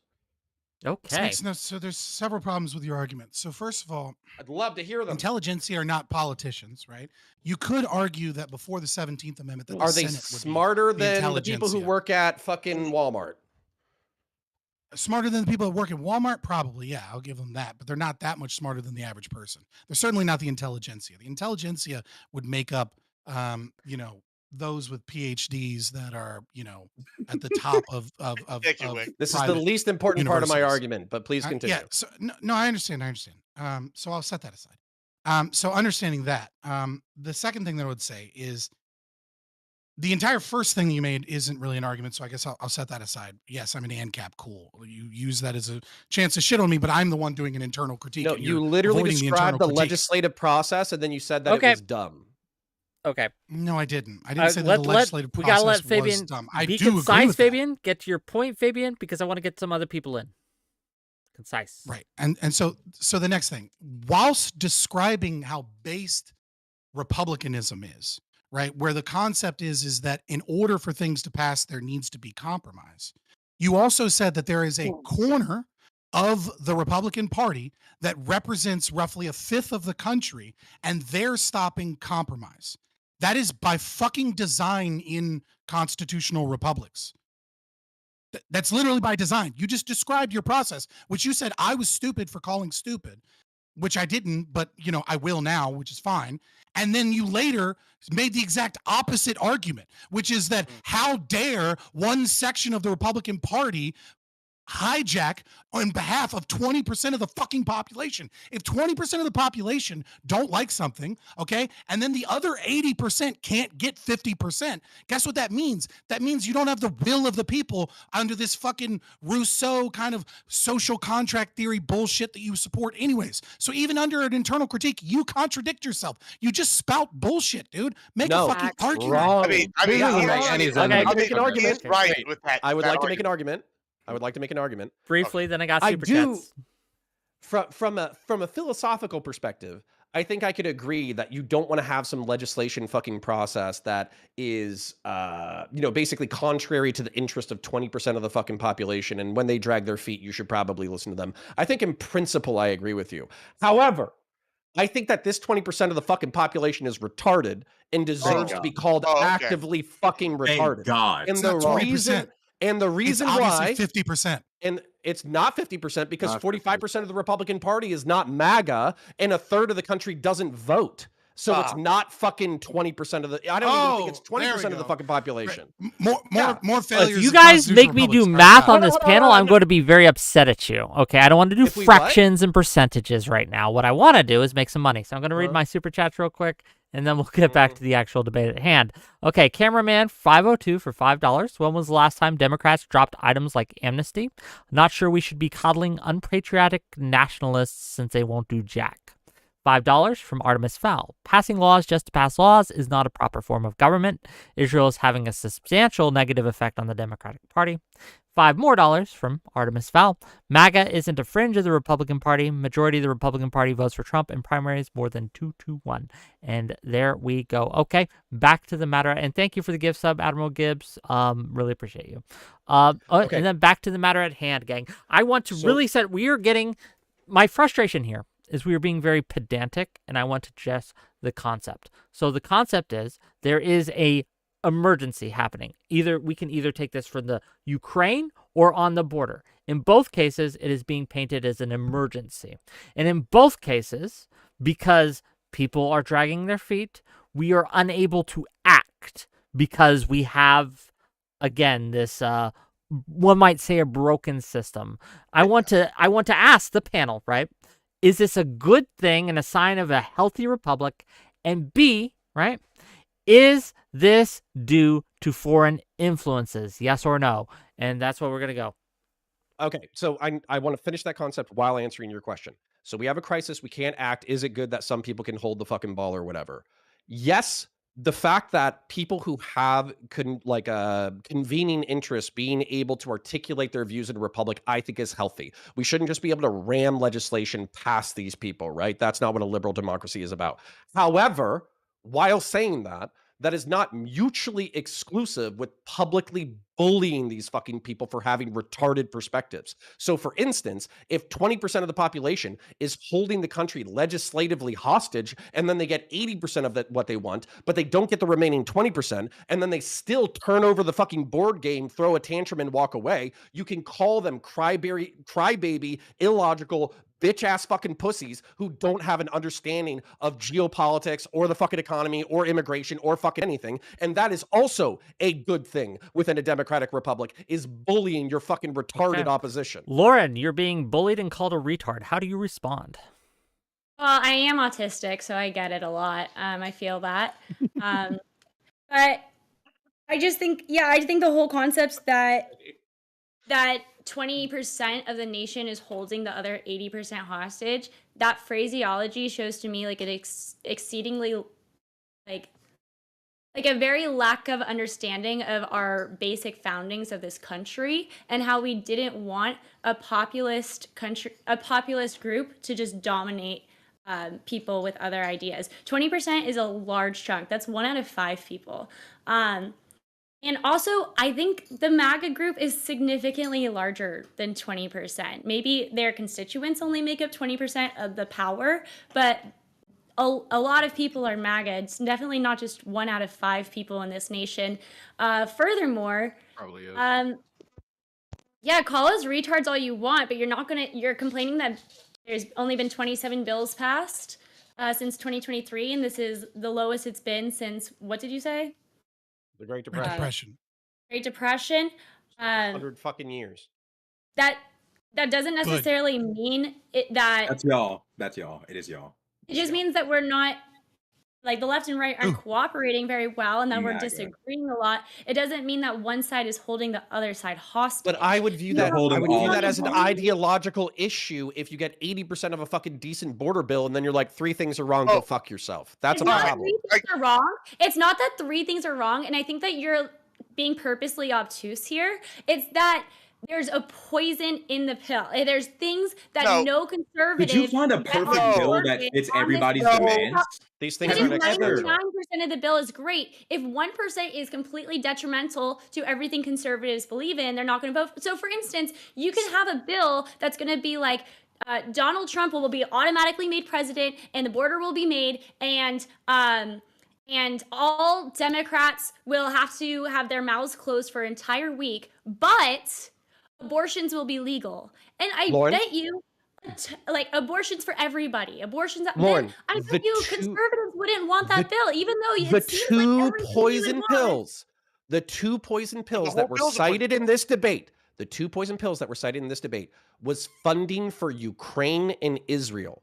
That is not a poison pill to anybody except for isolationists. Yes, it is. Nobody gives a It is fuck not a about that. poison By the We way, to be absolutely clear, do. this Fuck the whole about that. reason this debate was This is happening in insane. the first place is And because it was actual tied to fuck. this issue. Yes. And then the This is the second reason- poison pill, the second poison pill was that it was going to increase legal immigration, which when I read the bill summary was increasing the fucking working legal visas for people to come here, basically increasing the quality of American immigrants. So to be clear, there could be other poison pills that I'm unaware of, but increasing the quality of immigrants and funding our allies were the two poison pills that MAGA isolationists simply cannot swallow. Counterpoints. I love you, buddy, but we got to get more people in. We got to let more people in. I love you, buddy. Right? I know you want to fight them all, and we'll get there. But we got other people waiting in the wings. Admiral Gibbs is going to go crazy if he doesn't get a say. We're going to give Admiral Gibbs a microphone, and then we're going to let Dylan respond, and that's how we're going to go. All right. So first, I want to say, as to your question, I think it is not a sign of influence of Russia. Right. I think the Republic is working as intended. It's purposely designed to be slow. That is what it's always been. There's a reason why it's set up that way. That's how it protects government. You want small government. You want it to move slow. You don't want rapid change quickly. Then to your argument, 20% of us are just retarded. And we're holding up bill. We don't know what's best for us. I really want to take offense to that. And like, this is the issue. You're sitting here and you're reading to me these things that you think are pro good things on the bill, right? But you're not here. Like, I can literally go 200 feet, and if y'all challenge me to do this after, I can go outside. There's a migrant camp just around the corner. Like, there's literally a migrant camp. I talk about it all the time. I have videos of it. Like, it's there, right? So, like, this is a problem we're dealing with. There's not enough infrastructure, right? So then when you're going to sit here and you're going to tell me, as somebody living, I don't know where you are, but I know you're north. You're sitting here, someone up north going, hey, buddy, let me come down and tell you what's going on down there. And you know what's best for you. These are the things you need. And we're going, oh, these 50 new judges are going to cut down last year's stuff. Great. That's really good. I'm happy those 50 new judges are going to help. It's an 8-year list, 8-year waiting process for some of these asylums. So that's just ludicrous that you're going to sit here and say that's enough of anything. Oh, like, I mean, I could go point by point, literally for everything in the bill, and it's every single one's a poison pill. And so, like, whenever you're sitting here saying this is a good bill, that just shows to me that you do not have any real idea of what is happening down here. And I'm willing to discuss this on a different panel, like, and we can go back and forth about it. But like, if it's Russian collusion, it's bad. It's not a thing. It's a left-wing lie, and it's ironic because they're sitting here in collusion. Everybody I need to dismantle this point because it was pointed at me. Number one, my entire extended family, well, not my entire extended family, a healthy chunk of my extended family is in Texas. So no, it's not like I'm unaware of what happens on the fucking border. Number two, I live in fucking Orlando. I'm awash in Venezuelans and Cubans and Puerto Ricans and all the brown masses of the fucking world. I see them every goddamn day. So acting like having Hispanic people around you is an existential fucking crisis. Hispanic. I get it. It's fucking annoying. Sometimes they throw trash out their cars. They play their music too fucking loud. I fucking get it. They're annoying. It's not an existential threat to the fucking country. Okay. The barbacoa is great. Like, I mean, like, where are you going with this? I mean, like, I'm saying I'm being more racist than you while dismissing your concerns. I do like. I think. I mean, I'm Hispanic, so I can't be racist to my own people. Well, you can. You absolutely can because you definitely look white, and there's a whole like racial hierarchy within the Hispanic community as far as who's more Spaniard versus who's indigenous. However, the point being that you guys are bringing up how this isn't enough. I agree with you entirely. I think that we need to fucking borderline launch a neocon fucking Central American war on drugs fucking war. Poison pill. The entire fucking continent. I understand the concept of We're poison. delineating way too far from the top. I'm just saying, this is so dumb. We're nowhere near. I'll define it for you. So you're saying that even if 80% of the fucking bill is good, the remaining 20% is so bad it ruins the 80%. Enough. That's literally what a fucking poison pill is. Enough. You keep acting like enough. If you definition, and then I told it to you. Right, exactly. So you're acting like every conservative. Listen, I'm gonna mute Fabian, listen. And we're gonna take a minute, right? I get it. I get it. I love immigration as a topic. It's a great topic. We're not talking about immigration tonight, at least not directly. Let's get back on the topic. Thank you, MOC Gaming Bot, for the other gift sub. Let's toss it to Dylan and let's toss it to Rashad, and hopefully they can get us back on topic. I think, man, there's a bunch of things I want to address, so I'll try to be quick because I don't want to take up too much time. But the first thing, as for a sign of a broken system, I think that there's a certain level of partisanship, especially around elections, that is making it so it's much harder for our country to deal with issues that we have, especially if it means it might look like you have to cooperate with the other side, or it could possibly benefit the incumbent. Because if there's a positive economic indicator, does that benefit Joe Biden or does that benefit Donald Trump? And if you look at every single political issue through that spectrum, then you could very quickly end up rooting against the president of the United States, rooting against the country to succeed, which you should never do because we're all in this ship together, and you might not like the captain, but if that ship goes down, all of us go down. And so when I see the bill in large part being reportedly sunk because Trump didn't like it being done in an election year, outside of whether you think one part is a poison pill, another part is a poison pill, the parts that you think are the poison pill is the stuff that was supposed to be originally passed independently anyway, again, like it should have. But that, to me, is a sign of a broken level of partisanship. I can make that go back to Ukraine and Russia.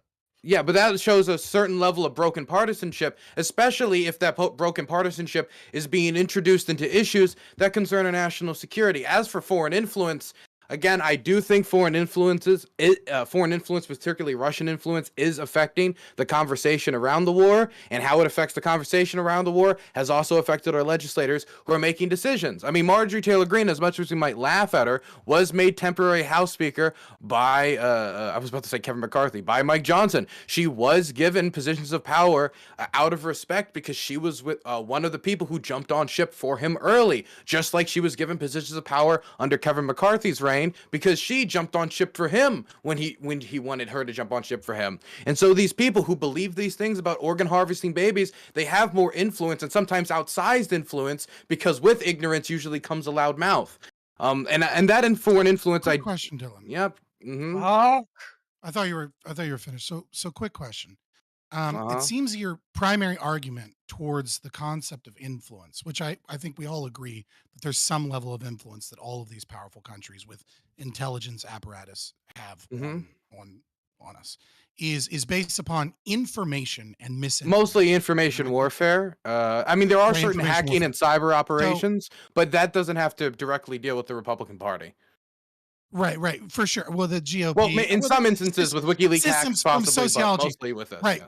From a sociological perspective, you can make the argument of systems theory where like the electorate affects the GOP affects the electorate, and there's like a symbiotic relationship. So if like information warfare attacks Twitter and a bunch of Republicans believe something, eventually the GOP will like respond to the the police number and the- one Oh my God, TV. I mean, like I was really, I had like two other Yeah, points. so- I've been waiting very patiently, you know. Oh, I'm sorry. You made a long point. So I'll just quick question. Let's not complain about long if points, that is your- Fabian. Come on. Yeah, it's okay. So relax. You're glad to have me. Glad to have all of you. So I appreciate you too. All right. So if information is kind of the main crux here of influence, would you at least admit that like America receives far more information, much of which is propagandized from, let's say, Israel or UK or countries that are aligned in the Five Eyes, right? Oh, Where our we actually allies? share intelligence, right? Like, yes, Oh, our our allies? allies who also Oh, lie to us allies. constantly. It depends on the type of Oh. information and on the certain platforms. But in certain areas, like in lobbying, I would say Israel is much more effective in that type of influence than the Russians are, especially Yeah. since the Russians have a lot more sanctions placed on them. But when it comes to misinformation campaigns, not saying the Israelis are completely above that, the Russians are very good at that, and they've been perfecting that for over the last decade. So you do believe, and this isn't even like a gotcha or anything. You do believe that the Russians are far better at putting out misinformation and getting the American electorate to believe misinformation with like than let's say Israel. I have much more experience with the Russians than I do the Israelis, and it comes from personal experience of them lying about stories I have worked on, where I get bombed, That's fair. and then they That's take fair. the Like, clip hey, I don't. from that, I and then do they respect post that. it and say, "Hey, look, you're Dylan, you're an Azov soldier doing a landing. You weren't an aid worker." And seeing them do that in real time makes me at least have a certain level of yes, I do believe that they're really aggressive. You when it probably have comes a to bias information. Yeah, there. I want That's to. fair that you I have about a- to have want a to hold on. fucking I want to aneurysm. make sure that Dylan Oh, gets wait, his can I get other to my two last points. few? Yeah, Yeah, that's I why. wanted to That's do why my I'm doing. last I'm few points. just making sure you As give your other for two. I don't know your name. You have I think it's 𝕵𝖎𝖎𝖙𝖘𝍍𝖔𝖜. Yeah. What's your Gibbs. name? Admiral Gibbs. Admiral Gibbs. So I do agree that our system has to be slow to a point that we all know about the decisions that we're making. It can't be to the point where we're rushing something through or not reading the fine print, and then all of the country just signed up to a human centipede. I understand that. That makes sense to me. But I also think that at a certain point, especially if it's not doing for purposes of review, but it's doing it for purposes of leverage or long drawn out negotiations, that it can get to a point that could be considered decision atrophy, especially if you're responding to a crisis that is worsening in real time. If, for example, there was a debate about responding to like Hurricane Katrina, and all of a sudden the Democrat came out and said, well, if we're going to do this, if we're going to have to do response on Hurricane Katrina, then you have to, bring back bump stocks. So you got to do this thing.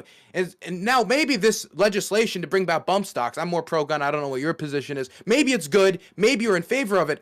But should we really be waiting 20, 30, 40, 50, 60 days on these two issues that should be voted on separately? And if you're somebody who cares about the community that was hit by Katrina, it's unbelievably frustrating to see an issue that you have no control over, that you can't do anything to solve, that you can't really compromise on because you have no authority over it, get tied into this issue that's completely separate. And that's what people here in the pro-Ukraine camp feel like right now.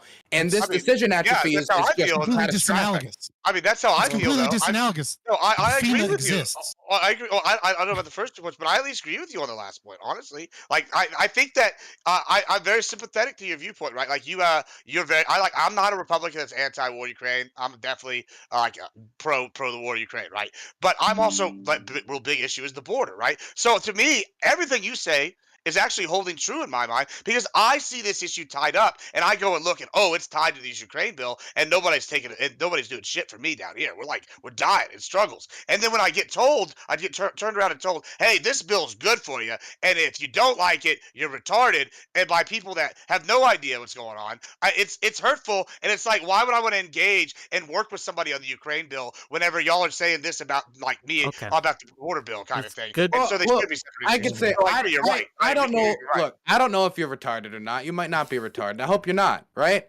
Sure. But when it comes to this legislation, right, for the pro-Ukraine camp, if people kind of compromise on it, this compromise had to kind of fall out of the sky, which of course is how like all compromises eventually have to start. But we had to compromise on an issue and take two communities that are completely separate when it comes to geopolitics, interests, lobby groups, and bring it together in 5 months. And Senator Langford, on behalf of the Republicans of Oklahoma, attempted to do that and came to a deal that him, Mitch McConnell, and other Republicans that you might not like, but some Republicans said was good enough to push forward after 5 months. Apparently, it wasn't good enough for some people. Apparently, it needed to be better. Now, no one's going to get anything, and we have to live with the results. Okay. But after it was done, wait, let me just finish, and then we can move on. After it was done, we're like, okay, fine. Then can we just go back to what we were originally going to do since we waited for 5 goddamn months as the Russians take Avdiivka, take this, and they're like, no, we need border compromise in order to do everything. Right. And that's just, it's decision atrophy. How can South Korea be confident in our assistance if they think out of nowhere they get invaded and that's now tied to the southern border or gay bills or whatever? Sure. Okay, before so we're putting a pin in it right quick so I can make some money. $50 from Artemis Fowl. Democracy is the ability for the undereducated, the stupid, the racist, and the xenophobic to have a voice and a vote. If your argument can't convince America that MAGA is at fault for the border, then you should change your failing strategy. $5 from Testicle Johnson. As a proud American born and raised, I think we need to secure our southern border and stop the invasion coming from Mexico. USA, USA, USA. $2 more from Testicle Johnson. Free January 6 Patriots. $5 from Artemis Fowl. His name Testicle Johnson? His name is Testicle He's the Johnson. best. Testi's awesome. Okay, can anyone on this panel... Is that his nickname? That has faith in the official narrative. Tell me who blew up the Nord Stream pipeline. Okay. I did. It was Ukrainians. Okay, I want to fucking go. I've been listening to fucking shit that's going to give me an aneurysm for 10 goddamn minutes, okay? So I want to talk about how Russians are exploiting an organic perspective in the conservative base, all right? Isolationism is organically rooted in the conservative base because of the war on terror, which was disproportionately fought by conservatives. Okay? There is a real grievance here. And the grievance is that the United States effectively lied to its own population, spent $2 trillion, thousands of lives, and hundreds of thousands, if not millions of foreign lives in fruitless wars. That is a real thing to be scared about. That is a real thing to be angry about. 100%. Okay? Post World War II, the world police position that the United States is currently in was never adequately explained or justified to the American population. As a result, a healthy chunk of our citizens are like, why the fuck are we doing anything in Yemen? I've never met a goddamn Yemeni person in my entire fucking life. Why are we blowing shit up over there? But the truth is that after World War II and Saudi with Arabia. the rise of Soviet, yeah, of course. But guess what? Oil's expensive. Don't you like fucking Funko Pops, you fucking ANCAP fuck? Anyways, so this is an okay fucking grievance. It's perfectly fine. And I actually deeply sympathize with the conservative concern of why are we spending billions, if not trillions of dollars to secure foreign countries when we can't even secure our own? What the fuck is going on? I totally understand that vibe. And not only that, I fucking agree. I joke about wanting a greater United States of America. That's my ideal. I think we should be a great continent. However, my real solution that's pragmatic is secure the fucking border. We're either a country or we're not. And a country is able to secure its fucking border. But anyways, Russian information warfare, this is how we tie it back. They're capitalizing on the isolationism and they're asking Americans to step off of the world stage. And power abhors a fucking vacuum. So when you have 20%, like I said, of the population who I think irrationally, if you don't want to call them retarded, irrationally gets 80% of what they want, but then throws a fit because they don't get the 20%, and you have propagandists who are posing up the fucking Russians, and they're cheering that on. They're like, fuck yeah, fuck Ukraine, fuck Israel. They don't get money until we secure our border. And on top of that, this bill fucking sucks. It only got 80% of what you want. The remaining 20% sucks ass. It's a poison pill. It's a piece of shit. It's a fucking secret 4D chess move by the fucking Democrats. Yeah, I'm going to call you a fucking idiot because I think you're a fucking idiot and you don't know how politics within a negotiated democracy fucking works. Did the bill get 51% of the votes? No, or it didn't. 80% of the votes? Propagandists won. So you're saying the propagandize the remaining 35-40%? Yeah, the 55% in favor of the 20%. 55%, roughly, the 55% of Americans who identify as MAGA and their representatives propagandized the remaining 45%, and they said it's not worth it. Kill the bill, and they successfully killed the bill. And I think that's a stupid fucking move. Your belief, hold on. Your belief is that our senators and congressmen in general are susceptible to political propaganda to where a majority of the party can be swayed very quickly and easily by the needs and desires of 20%. Just a fact check here. Yep. I don't believe, hold on. I don't believe, and someone can correct me if I'm wrong, if there was new developments I wasn't aware of, but Mike Johnson did not allow the vote because he knew if he did allow the vote, it would pass because a majority of Republicans and Democrats both supported the bill. But because the minority didn't want it to go up for a vote, he didn't allow it to go up for a vote. Was that correct, or am I mistaken here? No, you're not mistaken. I mean, parliamentary procedures in the Senate have a lot of weird rules and things. So when we're doing, so the reason I say that, though, if I may, the reason I say that, come back.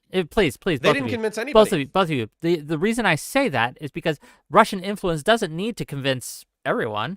It just needs to convince a couple, right? The people who hold the reins of being able to. Now, again, whether or not it was direct money influence, I don't think so. I think Rashad had it right when they convinced the voting base of these individuals, and that voting base puts pressure on their politicians. And that's the problem, is that we have an outside foreign country being able to do this successfully in a time of crisis. But that's my understanding. Go ahead.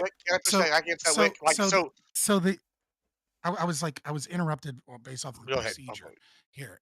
So Connor, my issue with this is that your presumption is that our system of republicanism is good and it's good that it moves slow, and it's good that a portion can hijack it, but not in this instance, because I don't like the outcome of how it was done, and or because it seems more like that seems what I'm getting, but it seems your actual argument, right, not to straw man you, is that there is an 80% positive net outcome, and there's a 20% potential negative outcome, and the 80% is better because as republicanism, as liberal democracies are, we're supposed to compromise, and that the political persuasions of tribal politics have made it to such a way that they're gridlocked here. I don't necessarily disagree with you. My issue there is twofold. One is, we can talk about Russia, but again, there are counterbalancing forces here as well, right? Like, there's obviously a massive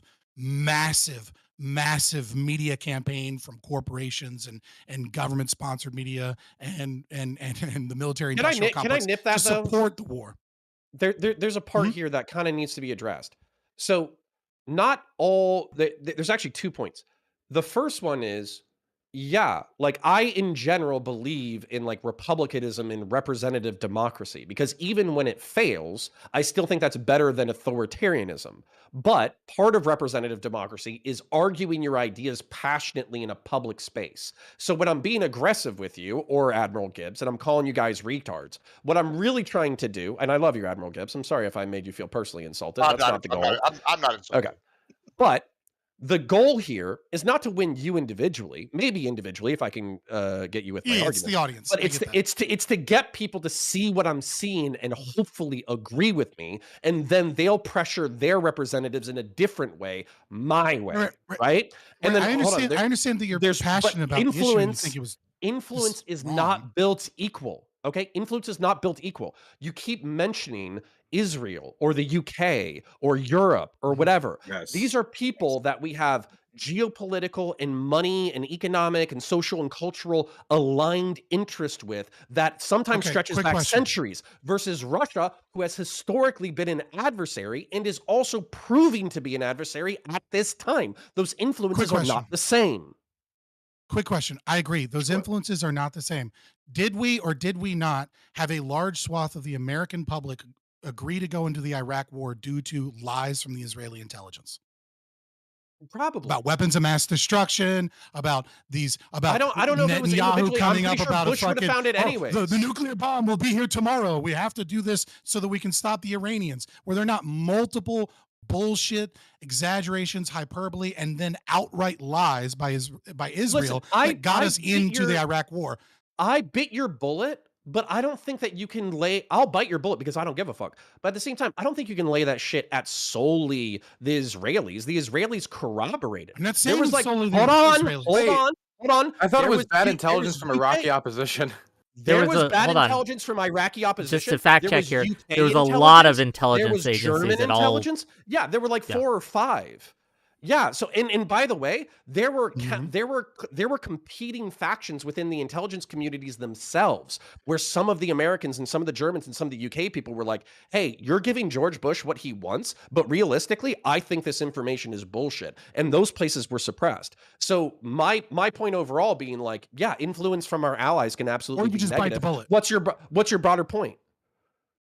My broader point is this, is that all of the evidence that the panel keeps trying to present of Russian influence is incredibly limited. And instead, what you're trying to do is you're trying to follow the connections. You're working backwards. The entire argumentation has been, I have an assumption that Russian influence is having a negative impact on the GOP, so I'm going to search for evidence of these things. Let's be clear. We know that Russian propaganda is having that effect. It's not a question of if. No, we don't. Because wait. Let Dylan make his argument. Make your argument. Number one cable news show in the United States, Tucker Carlson's TV show, when he still had it for Fox before he got removed, he said that for every Russian soldier that dies, 7 Ukrainian soldiers die. He then had RFK the next week on to repeat the same thing on the show. There was no correction ever issued, nothing ever corrected. This was complete fantasy. These were photographed documents from the Jack Terror League. What was that? You're making my point for me. Wait, I can't. No, wait. One at a time. Can you quiet down so I can hear somebody else talk for a second? What were you saying? What party is RFK in, though? What party's RFK? He is an independent, right? He's He's a running as an Democrat. independent. But he now. was Well, he was what? a He's running as Democrat. an He was a independent. Democrat, but he's running as an You're- independent. Okay. And Just want to make There's sure a that Oh I wait, change. hear. but let me The be clear majority though. Do you is think misinformation. Fox Continue, News continue. Tucker Carlson show is watched by Democrats, or do you think it's watched by mostly Republicans? Which side do you think it's mostly watched by? We already Like, if know you were Marjorie Taylor Greene, are you more likely watching MSNBC, or are you more likely watching Fox if you're watching either of these shows? Well, The she's two probably are going to watch equal the because It's opposition. gonna. Fox Yeah. I think it's crushes most likely the gonna ratings. be the Fox. It's It'd gonna be be with Fox Fox. It's gonna be with Fox News. It's gonna be with Tucker's show. And these politicians repeat these talking points. Senators have, Congress people have, and it does have an impact if all it takes. Now, if this was maybe a year ago, maybe 2 years ago, it would have had less impact. But when all it takes is one congressman to do a recall vote, these psychos all of a sudden with a 2-seat majority have outsized influence when they're influenced in these ways. This is a Mott and Bailey. This is a Mott and Bailey. And I'll explain Ow. to you why it's a Mott and Bailey. Because what we are talking about is we are equivocating what everyone's colloquial mean making understanding of equivalent. is no, we're equivocating two arguments, right? And what we are doing is there is one argument which is everyone here agrees to, which is that a powerful country such as Russia that has an intelligence apparatus has some level of influence. Don't deafen yourself. Has I'm some not. level of influence that has some level of influence on both political parties and in the American public. And that this is true of any country that is powerful enough to have a overarching intelligence agency. Now, you may argue that Russia has slightly more, or that Russia's a little bit better at it, or that and that's fine. That argument is valid. The problem here is that, yes, I accept that there's some influence, but the argument that we're trying to make, that everyone is invoking when they hear this topic, is the concept that is the Republican Party to a statistically significant degree being hijacked by Russian misinformation? Was that or the by question? Russian I mean, culture. Was If- that the if I was about to question? say, what was the original is, question? is, Are we- is, hold is on. a We're in the large process of country Hold on. influencing? If the question is does it exist at all that a large country such as Russia has some level of influence, then there's no point for this fucking panel, because the obvious the way- answer is yes. That's true of China, I'm- that's true of Israel, that's true of UK, that's true You of can France, that's true respond, of Dylan, but Australia. Rashad, I No, want Rashad to answer that question. It's a too. Mott and I don't Bailey. want to get And it get doesn't too much respond into to my the argument. like intelligence Which operations, is that you're but going backwards. talking about the Russian intelligence attempted infiltrating of the National Rifle Association, the Russian intelligence infiltrating of FBI confidential sources, which we're now finding out a little bit more about as more is coming to light about what Jim Jordan and other congressional Republicans were relying on as they're going through with the Hunter Biden case. It's hard to know exactly how deep either intelligence infiltration or something like that is, because I don't have access to the intelligence. You don't have access to the intelligence. So all I can monitor as of right now is the Internet Research Agency, which the Russians funded to spread misinformation in the United States. I can point towards attempted maybe infiltration of the Russian Orthodox Church with spies within the United States, but it's going to be hard for me to outside of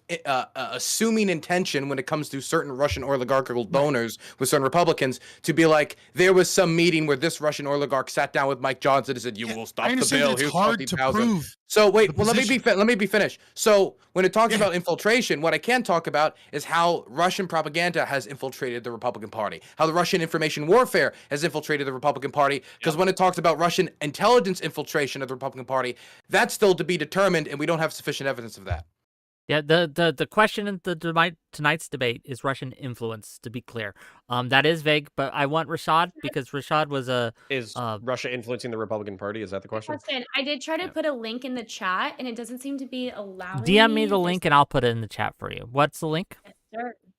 It was something about how the Russian influence is not nearly as although Russian influence exists, Summarize there it for is us, yeah. absolutely no data to show that the election was lost due to that. And in fact, the Russian influence seemed to really only affect far right people who were already far right. So it didn't seem Yeah. to actually. I want to sway comment on this Well, whenever I get Well, to be We're clear, I'm not gonna talking about go the to election, Russia, I'm we're talking gonna- about the When blockade far-right of elected Ukraine. officials are We're gonna go to Rashad Far- first, then we're gonna go. They're not talking about Fabian, the Fabian, last please. 8 years of Russia. We gotta It's let this other year's people Russia, in. Russia, Fabian, Russia. Fabian, we gotta let other people in. We're going to Rashad, then we're going to Gibbs, and then I got more super chats.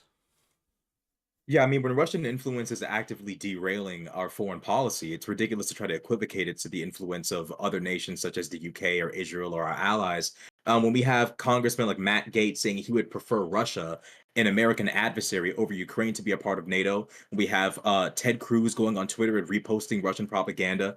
When we have Marjorie Taylor Greene saying the things that she said about Ukraine and babies and all this nonsense. We have Tucker Carlson going to Russia and romanticizing Russian culture and lying to the American people and saying the reason why you don't have a good grocery spending life is because our politicians are manipulating us. And in reality, Russia actually has a grocery paradise. When we have this going on, this conjunction of operation between both conservative media and conservative politicians, it becomes really obvious that there is an influence, and it's slowly but surely building. I mean, you mentioned conspiracy theory when it's literally happening in front of us. This isn't okay. this Hold isn't up, 9/11 truth. So Fabian, your argument is that they're not bought and paid for; they're just retarded.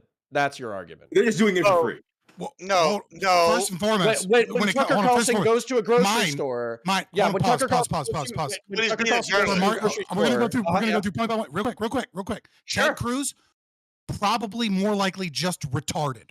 Okay. Sure. When it comes to let's Marjorie go down Taylor the Greene, list. I would love to go down the far list. more likely that she's retarded. Retarded Okay. tier list. We got two. Carlson, That's what we're doing. without today. a doubt, he is tailoring his message and propagandizing both for Russia and for his audience because he knows that the populist audience wants to see him shit on America and shit on the Biden administration and talk about a great. And that has an how effect Putin on the and Russia voting is. base, does it not? Right? Oh, All right, so God. 2.5 retards. But I love again, it. your argument is again, you're not addressing the issue here, which is that you're going back. You're saying it's crazy to equivocate between Israel lying to us directly as our presumed ally, a position of trust that You've helped proven get that us that's the main reason why we crashed out in Iraq. into the Iraq war. It is certainly. Have you proven that that's the main your reason? argument? It is synonymous with your argument, is the concept that a few politicians and a small portion of the American public are They're spouting actively misinformation. derailing foreign I don't know how policy. old you are. I Do don't you know have how any old evidence you of are. this? I don't know how old you are, but if you were alive during the time the lead up right before the Iraq war, fucking everybody was talking about weapons of mass destruction. It There's was a a talking huge point. point. of There's a every huge point fucking right here. politician. There's a huge George point right Bush here. an There's a asset of huge the point Israeli right here. government? There's a huge point right here, which is You think people Marjorie keep Taylor using- Greene is Okay, an asset? not just Okay, Fabian. enough. Not just Fabian. Enough. Not just Fabian, Enough. but we keep using the word equivocate, which means use ambiguous language so as to conceal the truth. Whereas I think what we're Yes. looking for is equivalent, which is making something equal in value. Please, let's not do the definition. Admiral debate. Gibbs. I'm doing that Admiral on Gibbs. I purpose want to hear because Admiral how do we Gibbs. know what we're talking about? I want to hear Admiral Gibbs right now. Admiral Gibbs. So I got a few things I want to say. Well, first and of after all, you, we're gonna go to the super chats, and you're not gonna interrupt my money, gang. Okay, just FYI. But go ahead, Gibbs. So first thing I want to say, this Tucker Carlson thing that I've heard several times tonight, I gotta say is the biggest pussy bullshit talking point I've ever heard, and I'm gonna tell you why. If anyone in here wants to be a person on Twitch, or anyone wants to be Thank a you. journalist or whatever, and they have a chance to interview Putin, they're gonna interview Putin. Like if North Korea, if Kim Jong, That's hold not on, the problem. hold on. If Kim Jong was gonna call me up and go, Gibbs, you want to interview me? I would do it in a heartbeat. And if I don't know if you know this, but dictators having people go to their grocery stores and then talking about how good they are, just in order to get the interview, is literally a meme that they did in the movie called The Interview. They take him to a grocery store. Like this is the thing dictators do. So for y'all to I not don't Well, it's want good to that Tucker take. has Wait, a wait, no, I'm not going to Hold on. learn. I I'm not. have Wait, no. Tucker has I have I'm not waited. learning Let me journalistic finish. ethics Tucker. from Let me Seth finish. Rogen. Okay, I'm Let not me learning finish. journalistic ethics from Seth Rogen. Let me just finish here, all right? So that it's literally a meme. We He's all not know wrong. it. Like, y'all are being disingenuous when you say y'all wouldn't do the interview if you would. Like, I know Yo. right now, if Wick was That's going to not get the paid, problem. started making money, he would do it. Like, Gibbs. we would all do it. Next, second, the idea that the average person, the average Republican is sitting here thinking about Russian collusion, and when you're talking about this 20% that didn't want this bill and other things that go on, is ludicrous. The average person's not sitting here thinking about Russia, Ukraine. They're thinking, why is the grocery prices going up? Why are my tax dollars going up? And then when they turn and see, oh, we're having a literal invasion, they think this is a foreign policy issue that's right on our border. What are we doing about that? As opposed to that's a foreign policy issue half a world away. And so Dude. when you're going to sit here and say Part it's of the Russian reason- collusion, you're Part of just the reason why, you're just part of the reason why there was an You're increase in just cost of dismissing- groceries and you're fuel just- is because of the war in Ukraine, though. You're just Part of the reason dismissing why we have inflation is all of because what of the the war in Americans Ukraine. are doing. And the You're just Russian dismissing economic all of hit is regular one. Americans. And it's just ridiculous. And it's really disingenuous. And it's literally, Is it though? they said I earlier, mean, Tucker well, Carlson sat there and gave him a softball interview. Really, like you're saying, he's like you're working It backwards. wasn't. Going, Tucker gave him the weakest interview. Tucker gave Okay. that man the Enough. weakest Enough. interview of all time. Enough. Hold on. Enough. These people are upset about Enough. the things that are happening. Enough. These people are Enough. Gibbs. Inflation's A moment. Russians' fault. I'm almost Don't done. I'm on my forget. last thing. Finish your point, Gibbs, and then I'm you guys sorry. can respond, and we will Yeah. go Rashad, Yeah. then Dylan, then I'm gonna read my super chats. God damn it. Yeah. So yeah, I'm sorry. I just kept getting everything. And so lastly, like Fabian said earlier, y'all are working backwards, right? Y'all are going, oh, these people didn't like the border bill because we gave money to Ukraine. It must be Russian collusion. Or, oh, this XYZ happened, must be Russian collusion. And y'all can't fathom the fact that there's a large enough segment of the population going, holy fuck, this is not what we want. And then whenever they say that, y'all call them retards, or y'all like try to like vilify them instead of like giving them a seat at the table. And then people are pissed. And people are pissed. And that's what is happening. And it's not Russian influence. Okay, I have a direct respond, fucking Rashad. Hold up. Rashad Wait. responds, then Dylan responds, then I'm reading my goddamn super chats. Go ahead. Well, the most insidious part about it is Tucker made more of an attempt to demonize NATO than Putin did. He kept trying to recenter the conversation to how bad NATO was, and Putin kept trying to center it to 800 AD or some shit. The idea that somehow or another what that man did, Tucker, what he did, was not insidious, was not manipulative, was not pushing the Republican base toward a much more Russia-friendly, Russian-favorable, and anti-American, anti-NATO narrative, it's not true. And this is going to have negative effects on our foreign policy, especially when you have people like Candace Owens not only being anti-Ukraine, but also being anti-Israel. So now you have a double effect here. Then we also talk about Okay, We you've talk never about- met a right winger. okay, we're gonna let Big Dog, we're gonna let him go. Anyways, the idea that somehow or another this is like a weak thing, it's not gonna have any significant effect. I mean, Tucker Carlson is probably the biggest independent journalist in the country. This man is on a roll right now. He's on a tear. And his narratives and his propaganda is going to have a significant effect at the voting booth as he continues to go further and further and further. Okay, Dylan, go ahead. Specifically did the what specifically in the Russian interview did Tucker say that you thought helped support Putin? Because at the same time, It was not. It was less like Putin- what he didn't say. It was He not was less what he said, avoiding as the what he didn't question. say, and how he wasn't Nope. prepared for the interview in any way. Even in the Like, beginning. Come on, Yeah. God damn it! You got it. Take Okay, it. thank It you. was a ridiculous Jesus Christ, I've been question. waiting. It was purposely evasive. Whenever Pause.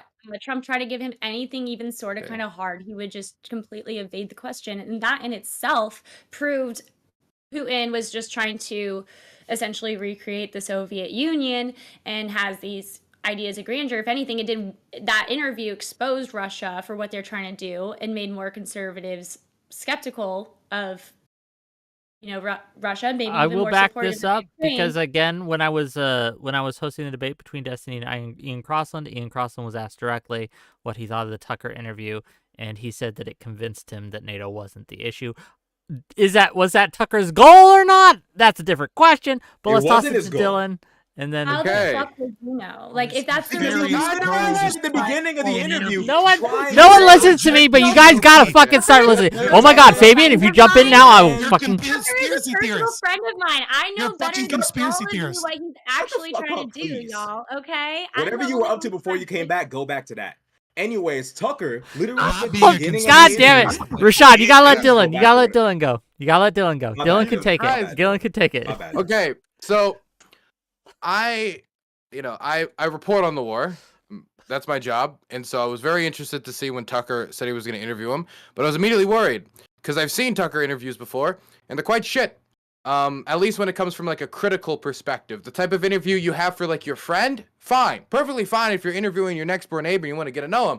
But if you're hosting like a critical interview, for example, if that guy who said he had gay sex with Barack Obama while smoking crack, he didn't really ask many critical questions, just kind of took everything he said at face value. It was like, oh, I guess Obama smoked crack and had gay sex when he was in his youth as a young congressman, and that was that. And I expected something similar to that in the Putin interview, but what was worse to me about the Putin interview is Putin isn't a gay crack addict. Putin is a bloodthirsty dictator with decades of experience in intelligence apparatuses. that he's now being put in front of. And Tucker's somebody with no experience in the region. He's never interviewed a Russian political leader before, never interviewed a Ukrainian political leader before, never done war journalism, has no experience in the region, and tons of other journalists have asked to interview Putin since the start of the war. Steve Rosenberg, fantastic journalist with the BBC, he asked to interview Putin. He gets rejected time and time again. Dozens and dozens of journalists. And right when Tucker said at the start, I was the only one brave enough to interview Tucker, I knew I was about to be taken on a bullshit rodeo, because I know other journalists who have tried to interview the guy. And then he goes in there and he has no knowledge for 44 minutes as Putin goes off, just writing his own version of Russian history as he sat there completely out of its depth, getting confused about what the Orange Revolution was when Putin started talking about it, because Tucker doesn't know anything about the Orange Revolution. And so my problem was not just that Tucker didn't push back on a lot of Putin's narratives, it's even if he wanted to, he didn't have the experience to push back against Tucker's narratives. The reason he was chosen out of all the rest of the dozens and dozens of journalists who have tried to interview Putin is because Putin knew even if he wanted to, he couldn't fight back. And even if Putin embarrassed himself, that is in spite. That's not because of, I think Tucker was doing a great interview. That's because I think that's just who Putin is. I think Putin is actually a lot less personable than people think. Okay. Despite Tucker's best efforts. Okay, before we go to counterpoints, and we will go to counterpoints, let me read these super chats, please. I gotta make money, gang.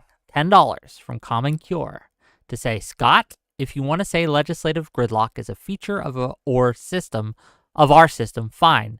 But when the reasoning for holding up legislation is based in wild conspiracy theories, that's a very unique problem. $20 from Artemis Fowl. There? This is Obviously. I'm just Conspiracy reading theorists, these. Democrats here? No, clearly not. I was just curious. if you meant Republicans or Democrats. Yeah, almost certainly. Artemis Fowl for $20. I don't understand why we put so much weight on our intelligence and military agencies when they're the ones who told us that Afghanistan was not going to fall for 7 months, and it fell within 10 days before the Kabul evac. $10 from Artemis Fowl. Would Russia have any influence at all if U.S. intelligence and institutions and media weren't consistently lying and spreading their own misinformation for years? $5 from Bendoa. Putin also put an op-ed in the New York Times in 2013. Is the New York Times compromised too? And $5 more from Artemis Fowl. I watched Zoomers and millennials agree with Osama bin Laden's open letter on TikTok, and people are concerned about Russian influence instead of China. Okay, with that, we'll go to counter. He's been waiting for a while, and then we'll just go to the open again. Go ahead. Yeah, addressing Artemis Fowl, I agree that China is a way bigger player than Russia. If anything, Russia's proved itself to be a paper tiger. They haven't been able to take Ukraine, and it's basically Ukraine should not be a military fucking rival at all. Well, and then it sucks that Admiral Gibbs walked away because that was the next thing that I was going to address. So I'll just actually address Artemis Fowl one more time. So why would we trust American intelligence agencies when Afghanistan fell in 7 months? What we call that is a perverse incentive. Almost everybody who was involved in the DOD in Afghanistan basically knew that the place was ready to fucking explode by the time that we pulled out. And the politicians want to hear what they want to hear. 6 months is not a rosy picture, right? So, 6 months is a very short time considering we dropped billions of dollars into that. So that was probably the intel guys telling the politicians what they wanted to hear, which was not a rosy picture. So just like saying that they're wrong and retarded is incorrect. All right. So Admiral Gibbs, specifically, I was frustrated 20 minutes ago, and this is why, not you, because I love you and I love your Mandalorian helmet, but the reason why I call some conservatives retarded and why I think some of their perspectives are retarded is because specifically the grocery store argument, okay? Tucker Carlson walks into a grocery store and he goes, oh my God, they got beef, they got bacon, they got Brussels sprouts, they got potatoes, they got vodka. The Russians are doing fucking great. And it's no wonder why Americans are so fucking mad that their food prices have gone up by 300% in the past 2 years when Russia is a dictatorship and they have perfectly fine, widely available, cheap groceries. Do you know why that's fucking retarded? It's because Russians have also experienced fucking inflation like a motherfucker, and they also spend more of their annual budget on fucking food. So this motherfucker said some of the dumbest shit possible, being charitable to one of America's rivals for no goddamn reason. So I appreciate that you... If you all heard this fucking argument, then why would you cite that as a good thing? And then secondly, you said that mean. Okay, secondly, You said that it was a fucking meme from a movie. I mean, Did his audience get that? Did they get the joke? Because I didn't get the fucking joke. I mean, obviously, I watched it and I saw both, and I'm his audience, and I got it. So So when yeah, Tucker Carlson was praising Russian grocery At store least- prices, was he memeing? Was he joking? I mean, the meme. This is the meme: is that they're going to go in there, they're going to say that, they're going to get this false impression, and they're going to go say that on TV. That's like literally what the meme is. So was he doing Or that meta the dictator's irony? making him doing it behind the thing. Is he a /Greg watcher where he understands post-ironic humor and he's expecting his audience of fucking boomers to understand post-irony? No, what I think most people, and this is the way I took it, I mean, as an audience member, was that, oh, Putin probably made him do this bullshit so he could get the interview. That's like basically the way I That took it. is Admiral that Gibbs, is really bad.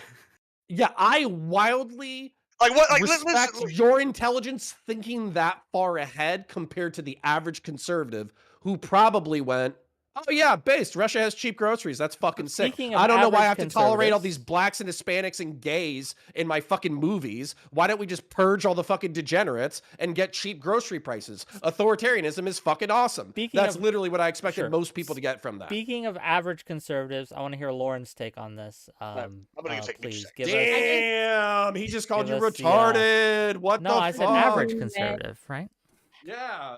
Okay, whatever. So, when it comes to the Rude. groceries thing, Tucker's whole point was that that Biden's foreign policy of the embargo, which was meant to harm Yes. Russia, did not work. So the fact that you What? just completely How like can you say that?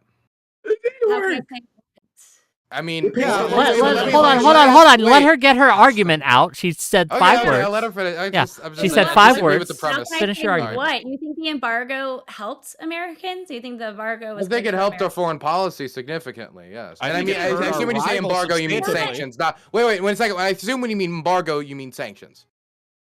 Yeah. Okay, So, so that's the yes, first thing. The second thing is the purpose of the sanction wasn't destroy Russia. The American government doesn't want to destroy Russia. That's the last thing the American government wants to do. The reason why the American why it was government's targeted. terrified of escalation and terrified of Putin regime's collapsing is why during the Wagner coup they told the Ukrainians to chill, don't do any big operations during this. Is because if the Russian government collapses, the entirety of the former Soviet nuclear arsenals within Russia. The entirety of it. And if it collapses into some weird warlord state, where are all those nukes going to go? What's going to happen to all these nukes? This is why we negotiated with the Ukrainians and told them to give up the nukes and give them to the Russians, because we wanted to concentrate them all in one area so it would be safer. Obviously, I think That's in cool. retrospect, most Address our Ukrainians argument. That was the beginning of regret Lauren's that, point. but I no, wanna hear one the second. rest of My it. point is my first point is the point of the sanctions was never to destroy Russia. The point of the sanctions was to hurt the Russian economy and undermine the Russian war machine. Both things which have been achieved and will continue to be achieved. The Russian ruble has been inflated. I'm sorry. I don't know if you know anything about the Russian economy or not. Can you tell me about the fantastic Russian economic indicators that I have missed? Go ahead, Lauren. Well, you can look Well, at, or you can finish for the rest of your instance, point. just the the whole point of the Tucker Grocery video, store prices? I know a lot about That was- Russian grocery store prices. Let's talk about it. You know a lot about Russia. Yes, Okay. Russian egg prices have gone up 61% by the start of 2023 to the end of 2024. That's a significant increase in Russian egg prices, and it's not just eggs, and it's a ton of other like family household goods that hold on. Russians need to consume. Aren't, Hey, why'd aren't you eggs choose going eggs? up in Hold on, price hold on. around Hold on. the Give it to Lauren. Let No, I'm Lauren just saying, handle it. you're bringing up Why'd you- these. Hold on, these Dylan, grocery store Dylan, prices. stop. Dylan, stop. You gotta let Lauren respond. Lauren, I gotta give Why'd you give choose her some eggs? space. Go ahead, I Lauren. chose eggs because it's a staple. Or Okay, you it is didn't a choose staple, eggs but it's also because there was a something that- massive flu in Europe? Yes, didn't choose eggs because exactly. It wasn't. The Wait. number one The sanctions. It wasn't doing just. shit. Y'all ain't Fine, doing you think shit. it's Y'all just still ain't doing okay? If shit. you want to pretend, Russians are Stop! still the buying Russians- shit. Stop! Wait, no, Stop! I'm sorry. Stop! Lauren hasn't even gotten her goddamn point out. Okay, let her She's finish. she's We'll had talk about like Russian groceries. 10 words. Let had her finish her 30% point. egg inflation in And America, Fabian, you stop. Right, Dylan, you 61% stop. increase Let 1 year. Lauren get her whole point out, and then we can address it. I promise you. Go ahead, Lauren. Okay, and then also just we completely weakened the value of the US dollar by so many things that we did to Russia in forms of sanctions. By saying that like certain oligarchs can just be wiped from banks and have all of their stuff stripped and completely loses the meaning and the backing behind the US dollar. And so there are countries, including Russia, who are thinking about switching to the yen. So, like, how does that help Americans, what Biden did? Biden completely... By weakening the war effort of our enemies. Yeah, I assume you meant the yuan, not the yen, right? Yes. Okay. Yeah. Yes. Like, we do acknowledge that Russians are the spending yuan half is of their... Chinese, the yen Chinese. is Japanese. Japanese, But yeah. we can make fun of his egg point, but Wait, we still have to no, acknowledge wait. that- Come on, this is like but the Russian economy is like Egg the one one. is so dumb, considering we had Well- like the bird flu, we had a bunch, like the eggs went up worldwide. Okay, if you don't think, number one, we did not have a 61% egg price increase over the last year. We didn't have that. We had a We had a much 40%. larger. We didn't have a much larger. Prove it. What do you mean? Prove it, because we didn't have a 61% increase. Okay, let me look up. Fabian just said it was 40. Last time I checked, 40 is lower than 60. That's still real bad. Yeah, no, I'm not Real saying it's bad, but okay. If you don't like the egg price increases, then how about we talk about the freezing of social spending? Or what about the 50% reduction in Russian government revenues? What about the destruction of the foreign reserves? What about their melting down of the gold reserves? What about the massive electricity outages across Russia as their services are breaking down? I mean, there's multiple issues that we can talk about. They could be talking about the fleeing of foreign capital. What about the massive hit to the Russian automobile industry? What about the massive hit to the Russian? Wait, let me finish. Okay. All of you guys, I'm sorry. What about the massive hits to the Russian airplane industry as 40% of their airplane fleet is grounded because they can't import the foreign parts? What about the massive impact on the long-range missiles that were heavily dependent on French, German? I am addressing the argument. You're not shut the fuck up. You're actually just annoying right now. I'm trying to finish my point. Jesus Christ. You're gish-galloping bullshit. Like, I don't understand why She told me that the sanctions did not hurt the Russian economy, hurt the American economy. It hurt the American economy more. So first, it achieved the... Let me... Yeah, you're like... I'm going to address directly what she said. So I'm waiting for Dylan to finish. Dylan, can I finish, or is this Fabian need to talk? Is this the Fabian show? It's not the Fabian show, it's the Wick show. The Fabian podcast? I was unfamiliar. Okay, so the automotive industry was hit. The airplane industry was hit. Tons of industry throughout Russia was hit. The fleeing of foreign capital, the loss of jobs, the loss of people, as many people fled not only the draft, but fled because all the foreign companies left, and a lot of young intellectuals, the young people who have maybe tech-minded backgrounds or working in tech industry, they left. The Russian economy is going to feel the effects of these sanctions for not only years, for decades. A lot of the effects of these sanctions are still not felt yet, as the GDP growth is inflated due to the military industry being heavily subsidized by the state as they're spending up all their savings to try to keep the war economy going. This is going to really hurt Russians down the line, not only today. It's hurting Russians today too. You ask Russians about their top issues, they talk about the rise in living, the rise in cost of living, the rise in grocery prices, the rise of inflation, as the ruble for the first time, I think, since like the 90s was worth like less than a penny. The whittling down of their savings, not to mention the undercutting, which was the main goal and should always be the main goal of the sanctions, the undercutting of the war economy as they had to import foreign parts that they can't import anymore, like microchips, as they're trying to dodge sanctions. We're trying to squeeze those in order to get long-range missiles to hit Ukraine. That was the main goal of the sanctions, should always be the main goal of the sanctions. Now, as for how it hurt the American economy, right now, I don't think we do have to cut this. Are you taking revenge? We do have to taking revenge against me personally for talking a lot on Hippy Dippy? Holy fuck. Yeah, we gotta be concise. Okay, so the one point that I wanted to add to this is the relative strength of the dollar compared to the euro and the yuan. The fucking relative strength to the euro stayed almost the same the entire time. You can say it's because Europeans were also affected by the fucking conflict in Europe. But you look at the yuan or whatever, it fucking jumped up and then it collapsed back fucking down. China did not capitalize on the situation at all. So the fear that the Chinese were going to replace us was wildly fucking misplaced. So all this fucking simping for China and Russia, which is the way that I fucking read this kind of talk, is misplaced and misinformed. Why are you simping for Russia and China? Going all the way back. So going all the way back to the point that Dylan gish-galloped past because he really wanted to let everybody know that he had a lot of empirical evidence. What in the that fuck? Russian Are you economy is smart doing man? poorly. I was asked about the Russian economy. I talked about the Russian economy. It's kind of the area I specialize in. We gotta let Fabian get his point out. The claim here is Russian influence. Like, Again, we discussed the Mott and Bailey that is occurring here over and over and over again. That wasn't and so even then the we debate. get into the Tucker. So then we get into the Tucker Carlson interview and the fact that this person who has some level of influence in the GOP gave a shitty softball interview. And we went on and on and on about how dare he not give a strong enough interview. And this is actually evidence of Russian influence, et cetera, because Putin picked a favorable person to interview that he knew that he could convince a little bit and that he could kind of talk his talk. And then it came down to the grocery store situation where we were talking about it.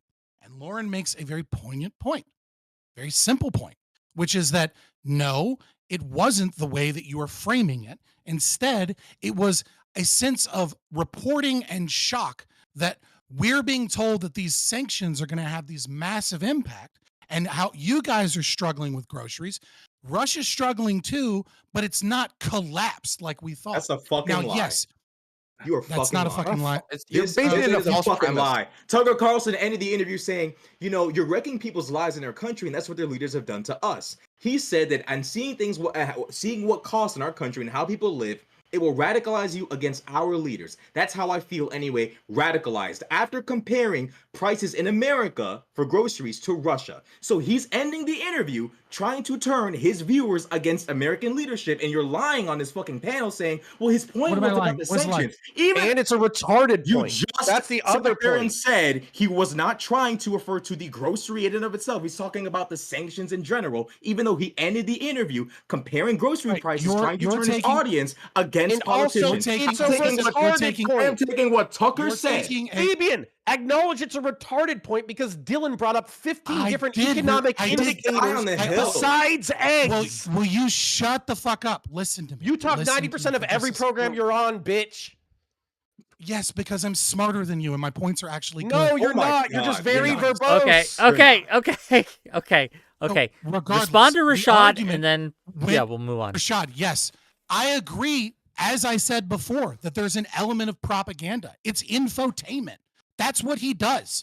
He's not a fucking Do BBC you journalist. He concede? works Do for you himself. concede? Do you Shush, concede? shush, Do you shush, concede? shush. Okay, you're gonna shush. play Shut games. the fuck All up. right, badass. All right, I'm not badass. playing Keep it games. up. You interrupted to scream me that I was a liar. Go And then ahead. you pull Go. one You are a section of liar, the you interview, fat fuck. but you Can I ask don't you- pull out. can I ask You Lauren a don't pull question out the instead? section. Okay, Okay, you yeah. don't pull out the section Hold of on, the hold on. interview. Hold on. This is housekeeping. This is how it's gonna go. I'm gonna let Fabian respond, and then after he's responded, we're gonna give it to Dylan to It's very ask simple. Lauren a question. Let the And sweat that's how we're ooze to gonna the do mic. it. very baby. simple. Will you shut the fuck up? Okay, I get that you're mad that I'm winning. You Shush, literally do this all the okay? time and you're not winning. It's okay. It's okay. It's You okay. I interrupt understand every that your 5 audience- seconds. Listen. Yes. If I understand anybody's that you winning, work for Progressive it's me. Victory, right? And I understand that the rest of you are leftists, and like Lauren and Gibbs and I are against the other 3 progressives. I get it. Your audience Yeah. likes your takes. Duh. Progressive Anyways, victory. Just kidding.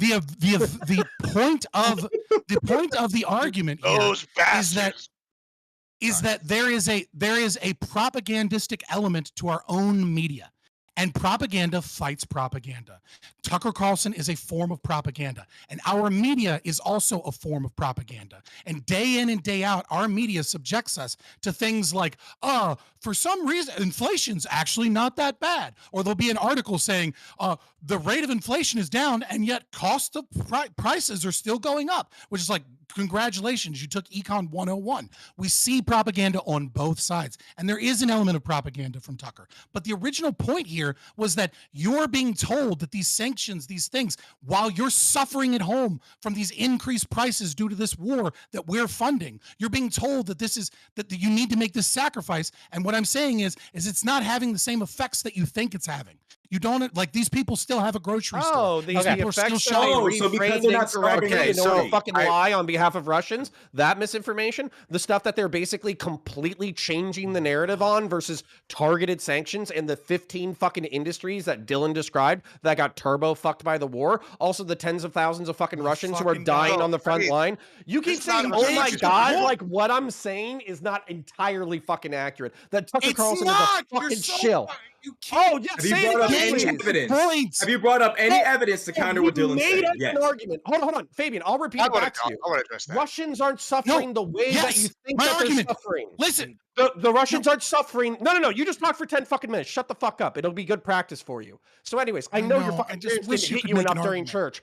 Yeah, I wish that in church your parents had hit you more so you'd shut Whoa, the fuck whoa, up when whoa, other okay. people were talking. Okay. In Okay. So, Minecraft. anyways, In the Minecraft. fucking dude. point is, you said that Call of Russians Duty. aren't hurting the way that you think that they're hurting. Well, I'm not retarded, so I paid attention to the news stories when they came out that specifically we were doing targeted sanctions that were going after the fucking billionaire class, not after the fucking civilians. Literally, that was part of the American-led propaganda, was that we're not going to be fucking killing Russian civilians. We're not going to be fucking over Russian civilians. We're going after the oligarchs. We're going after the kleptocrats. We're going after the corrupt class. So Tucker coming out and saying, wow, we didn't turbo rape the civilian population the way the United States government said that they wouldn't, is fucking planting an idea and then acting shocked that it's not true. That's called propaganda. That's fucking retarded. And I'm a literally retard with call I it all of agree. it. It is propaganda. You propaganda. fucking but it's not retard. Why are you propaganda think it simping is. for it, you fucking douche Oh, I'm nut? not hold on. simping for it. Okay. And the only one here that's actually fucking consistent with what I speak instead of just you're spouting not, because fucking you've talking said points. something. Okay. Because you've said Okay. something 6 fucking You guys times have- without acknowledging what I said. You guys have which is the like fact you've that reached the there are retard limit aligned interests, on calling there are each other aligned retarded. interests, You've and reached there that are limit. rivals. Okay.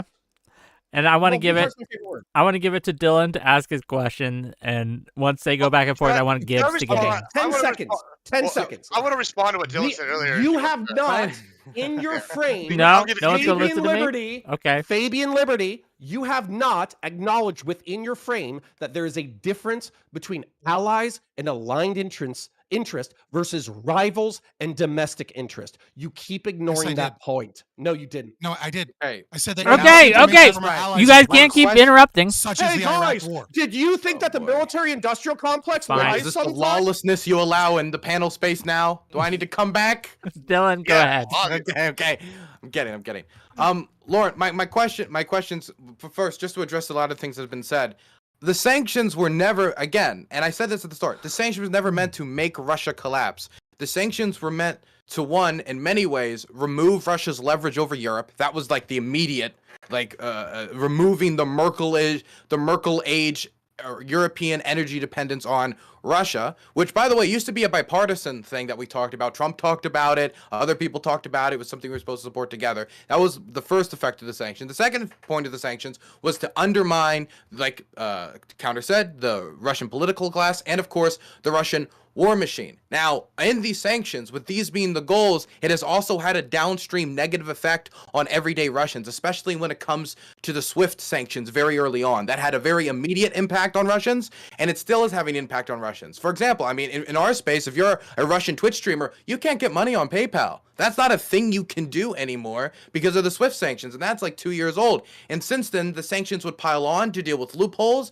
but with the ultimate goal of increasing the Europeans' leverage in negotiations, knowing that they could remove the sanctions in a talk in the future, and to undermine the Russian war economy. And in those goals, it has succeeded. I wish it would succeed more. I think in some areas it's failed when it comes to microchip sanctions, or specifically the dodging of microchips. As for my question for Lauren, do you acknowledge at the very least that the sanctions on Russia have been at least partially successful in these goals?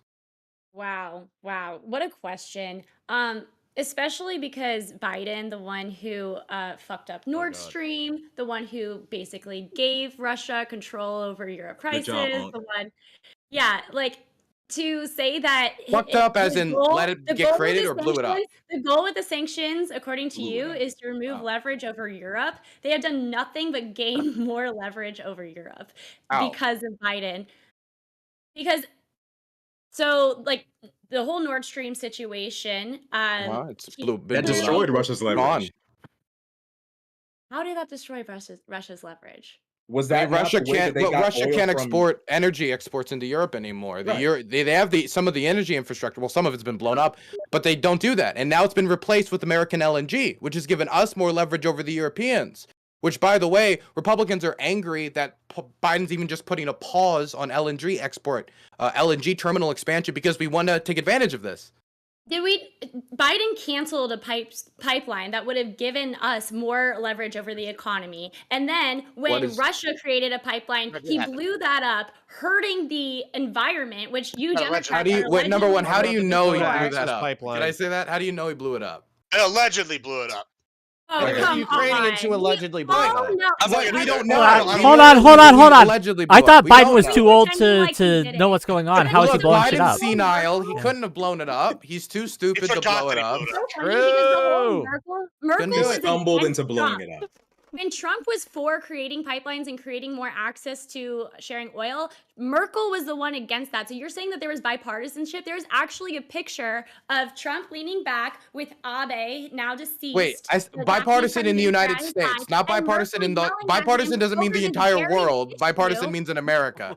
There's bipartisanship in America that we didn't like how much the Europeans were dependent on Russian energy. It wasn't just Trump. It's just that Trump was willing to be a lot more loud and bang his chest over. That's the He difference. was the only one fighting to actually get control over And that. did he Biden achieve was it? the one who Did he talked do about it? Did he figure it out? Or did he fail and then the fighting Russians had the leverage at the start of the war? Merkel wouldn't allow it to happen. So I wouldn't vote for Merkel. I'm not German. Control. I'm not voting for Merkel in the next election. I don't like Merkel very much. I would have voted for Schultz, actually. Yeah, she let in Or way too Green many Party. parties. Probably green. The point of the matter is that Joe Biden has handled this perfectly in terms of building leverage over the Russians. I mean, even the way we handled the war with supplying the Ukrainians weapons, we have built. Wait, leverage she over never the answered my question. Can you answer my question? That it at least did some good. That the sanctions at least did some. They achieved their goal. They achieved partially their goal of undermining the Russian war economy. So will you admit that they didn't fully achieve their goal? No, because I think that certain ships are still getting through. Why do you keep putting partially in front of it? Because there's things I want. Because I don't think the government's aggressive enough. They're turbo fucked. I want to hear Admiral Gibbs really quick. Go ahead. Do you want to hear Admiral Gibbs? Hold on. Wait. Lauren, I love you, but I get to say who I want to hear from, what I want to hear from. I get it. I get it. If we're going to get to Admiral Gibbs, I promise, but we're going to go to Rashad first, and then we'll go to Admiral Gibbs. Okay? Cool. I mean, the shifting of the point to, well, they didn't do complete damage to the Russian economy, so the media is lying. The point of the matter is to do damage to our adversary. Like, what do Republicans want more damage to Russia? Or not? Because I don't think that's the narrative. I don't think Republicans actually wanted to take an adversarial stance to Russia as it stands right now. You think Tucker Carlson wants us to get more aggressive? I don't think so. He spent the beginning of the interview trying to get Putin to be more anti-NATO than Putin even was in the interview. The idea that somehow or another Tucker Carlson was just trying to bring attention to the fact that the media is lying. Does Tucker Carlson want more aggression, economic aggression against Russia, or less? What's the ultimate goal here with that video? Because I already just proved that Tucker came to the end of the video, compared the prices of American groceries to Russian groceries, and said, you know, the prices are so much higher in the States, you know, this is radicalizing me against our leaders, that they're subjecting us to this lifestyle. He ended the entire video trying to manipulate the facts and turn the American people against our leaders with a bullshit video about groceries. So for you to sit here and make it seem, I was just gonna say it was post-ironic shit posting. That's what I learned tonight. So that it's like the dumb, like average intelligence smart meme where it's like the bell curve or whatever. It's like the dumb meme is like it was just a shit post. The average meme was like, no, he was serious, and then the genius people are like, no, it's just a shit post. That's what I took away from tonight. Finish your point, Rashad, then we're gonna get Gibbs. No, I mean, that was Tucker's entire point when Fox News caught that lawsuit was, how can anybody take me seriously? But you know, it's just both you and Fabian are playing this game of shifting the minor goalposts. Of the legal facts, by the way, that is such a manipulation of the legal facts. He's saying when he's being sarcastic, when he's being obviously, like, he sometimes says things in a very sarcastic tone. That's typical Tucker. And regarding an election being stolen, right? There are things that and so that lawsuit, it's like, how could anyone believe that this sarcastic tone is literal? And then you twist that to be, how could anyone believe anything he says is literal? Was the grocery interview, what I'm radicalized against the American government, was that sarcastic? That was sarcasm. I think that I don't think that was sarcasm, but then again, how is that a lie? That's how he feels. That's an opinion. I can't, so I can't, so it's a retarded opinion. How could we ever tell? Okay, Gibbs, go Right, ahead. 'cause okay, are you Alright, not able hold to on, tell the difference Lauren. between a fact and an opinion? Thank God you guys aren't lawyers, because like I don't think you have a firm concept I on mean, the it seems to me You like can Tucker's have a trying to push an retarded opinion as opinion. fact. Pardon? So I just wanted to quickly say that I'm looking at graph comparisons of what like the average American spend on food and like cumulative food prices, and also one on share of expenditure spent on food versus total consumer expenditure. And on all of these graphs that I'm checking over the last 2 years, the United States, when it comes to stability on this, has been miles and miles and miles ahead of the Russians in comparison. In fact, if you check cumulative food price data and inflation around cumulative food prices, it's just been like almost like a straight up like line. It looks more the slope on that is more inclined than the ramp Trump almost fell over. It's pretty deep. So I can send you that data if you want it, but Yeah, I just I wanted want to Yeah, offer it. Okay. please do, because everything that I'm reading when I type in Yes, everybody Russian post the economy data. and sanctions, like CNN says Russian boasts it's beating sanctions, but it's longer Wow, yeah, term Russia boasts consequences, it's so beating it's, in sanctions. other What words, a it's not. surprise.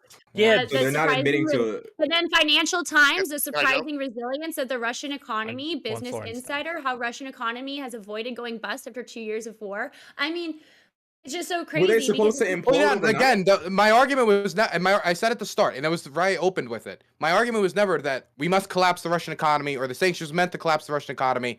America very much doesn't want to destroy Russia for some of the reasons I've previously stated.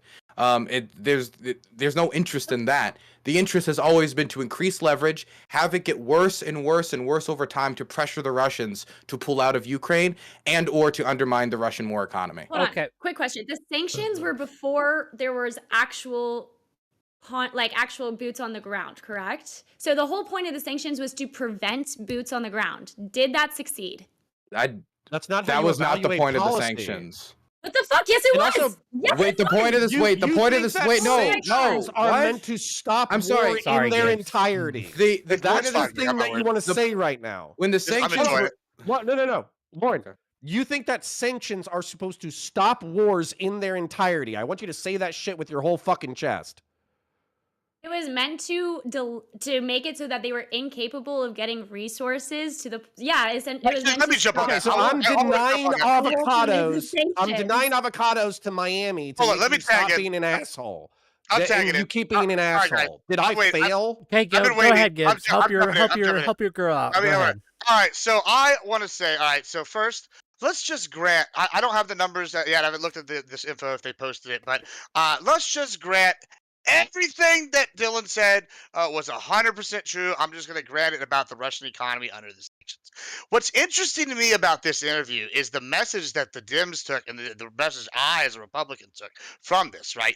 So the Dems are sitting here saying, look at Tucker, go, oh, woe is me, woe is America, look how bad it is. The message I took is, look at this terrible country. Russia is under these sanctions, all their stuff's suffering, their people spend a disproportionate amount, and all their prices are rising. But hey, look, their prices are less than or comparable to what you're paying here in America for the same goods. How Not is that even comparable. an issue? Not true. And so It's not that is comparable. definitely a message that I'm getting, and that's definitely a lot of Republicans Yeah, are that's a getting. bad message. That's And so incorrect. That's it misinformation. is. That's Yeah, propaganda. Gibbs, I got you some know, for it's not you. propaganda, Gibbs, though. I got some for No, you. they real quick. literally listed the prices on Gibbs, the thing. if your income sucks, if your income is $5 and let's do really simple math. Your income in Okay. Russia is $5 a month.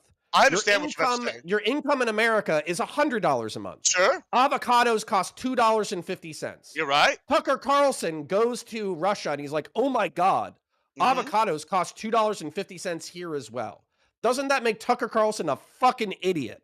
No, that makes the person thinking that, oh, hey, the person thinking, hey, the avocados being $2.50 in a war-torn country with sanctions put on them, and then the free and independent leader of the free Couldn't world Tucker having the give that same prices context? for avocado. That's pretty pathetic on our part. What are we doing wrong is the message you should be taking, and it's letting the Democratic leadership dig us into an economic hole. But y'all That's shouldn't the problem. be affected by Shouldn't it. But Tucker are we- tell I the can't make it audience simpler how than much that. on average a Russian spends? Because if I went It to doesn't you and I matter said, how much a wait, Russian no, wait, let's stop. If I It went to does. you, It doesn't matter. if Admiral Gibbs, That's if a I told you crazy in take. Nambia they spend $50, 50 cents on Coca-Cola, would you have any frame of reference to know if that's a lot of money, a little bit of money? Like, you have no reference because you've never been to fucking Namibia. When you make $5 a month, that's a lot of fucking money, Admiral Gibbs. I don't understand how you don't understand relative properties of value. If I go to Mexico and I buy a case of beer for $2.50, right, and that's $2.50 American, right? Okay, like you do it like 𝕾𝖎𝖎 or whatever, and then I come back to America and go, wow, my case of beer is $24, and you want to sit here and argue, oh, well, they spend a higher percentage on their income. When I'm going, hey, bottom line is it's the same product and it costs different prices. That's really the bottom line. What about the difference in value of the currency? You got me there. I don't Stop. I don't give a shit what their percentage of their income is. You can't take advantage of that as a Hold on. local. Hold on. We gotta let That's Rashad an try this one. insane sentence. Rashad, try. What about the difference in currency value? We're not even taking that into account when we talk about going to another country to buy the same product. Furthermore, Russians spend, according to the data, the Moscow Times, in February, they spent 50.1% of their monthly earnings on food products. They're struggling. You know how much Americans pay? They pay 11%. So, like, when we start talking about, Russians are doing just fine. I mean, I don't know if that 50% number is real. The Russian number. I don't give a shit. They're spending either half or a little bit under half of their monthly income on groceries. They're not doing well. They're struggling. They're not doing well at all. These sanctions are having a significant impact on their day-to-day life. They're not out here just living the same life that we are, spending the same amount that we are in relativity to their income that we are. No, they're taking L's left and right, and you're copping pleas and running defense, and you're making shit up. All three. No, I'm absolutely not making shit up. I'm saying I don't think you're making shit up. I think you're not understanding comparative value, or you're ignoring it. I don't think he's making something up. Because the comparative value doesn't matter. What I'm saying is the average American looks at the item. Well, there's a reason why people are going to Mexico and other countries. If I'm a Mexican, if I'm a Mexican, Admiral Gibbs, I need you to listen to me real quick because otherwise you're going to give me a fucking heart attack on this fucking program. Okay, so what we're talking about is the policy of nation states. So the United States of America has fucked us in the ass in a variety of ways. I will concede that fact. Sometimes I feel like I have a pineapple shoved up my ass on a fucking daily basis, right? However, what Americans are trying to say is that Russians, by comparison, have a spiked watermelon shoved up their ass. And so what we're saying is that they don't have larger assholes, okay? So when you bring up Mexicans, that the 12 case of beer is $2.50 in fucking Mexico. And let's just say, for the sake of arguments, it's $2.50 in the United States of America, okay? An American can take advantage of the comparative value because they can go to the United States or Mexico and they can spend way less money on a fucking product. But a fucking Mexican is a Mexicant, okay? He only makes $2.50 a fucking month. So his choices are to buy a 12-pack of beer or to fucking starve. Those are his options. So when somebody says, hey guys, did you know that beer in Mexico is $2.50? It's so insanely cheap there. That guy's a fucking retard because the Mexican can't take advantage of the cheap beer. And the foreign person, unless you're willing to fly to Mexico every other fucking weekend to buy cheap beer, they can't take advantage of it. Okay. That is the thrust of the point. I'm going to read some super chats. We are a watermelon spiked thrust. Yeah. Okay. Let me read some super chats. I just don't think the average Mexican is as poor as you're making them out to be. It's what does that have to? I'm just going to read the super chats. We're not going to get distracted from my money. Dominican Republic. $5. Mexicans are not making money. Please. $5 from 𝕻𝖎𝖎. How many people were held accountable for the lives of Afghanistan? Who was punished? Are the same people in charge? $10 more from 𝕻𝖎𝖎. I laughed at Tucker for the grocery store thing. Russian food is cheaper because he paid in rubles, which trades 100 to 1 for USD, and Russians get paid far less than Americans. $5 from Cameraman 502. He gets it. Where did Tucker mention sanctions in that grocery bit? And $10 from 𝕍𝖎. Does Admiral Gibbs have to be introduced to the McDonald's index? Yes, some goods cost different in different countries because the entire supply chain costs differently. Okay. Yeah, can I just, from personal experience, I lived for 8 months in Ukraine and I live in 4 months in the United States. When I live in Ukraine, despite work costs, because I have to pay for fixers, translators, and that type's expensive, my living costs there are tremendously cheaper than what they would be in the United States, living in the DC area, which is the area I was born and raised. I was born in the DMV. And so, I might go over there and the products might be cheaper, especially labor costs over in Ukraine are much cheaper. If I pay a translator over there, it's going to cost a lot less if I pay an American translator. But that doesn't, like, if I was to go over there and I was to say, hey, look at all these cheap prices, the answer wouldn't be, oh, the Ukrainians all have it economically fine, and because look how cheap all the grilled cheeses are. Oh my God, it's a really nice in the Ukrainian economy. We don't need to send any aid. It doesn't. No, you would have to look at how much Ukrainians are making. I mean, I know teachers in Ukraine that are making like $150 to $200 a month. So that cheap grilled cheese to me is a lot different to them. So that's comparative value. And he didn't have his headphones on. I heard you. Okay, you did hear me. Good. I understand what It's a comparative value is. post. I'm It's just, a I do post-ironic wanna- shit post. I do want to give it to Fabian. God help us all. Yeah. Fabian, go ahead. So again, the topic for tonight, right, is about Russian influence. Again, I have to reiterate that there's this Mott and Bailey about what influence means, because obviously all countries that have a large amount of power and state apparatus and intelligence agency have some level of influence.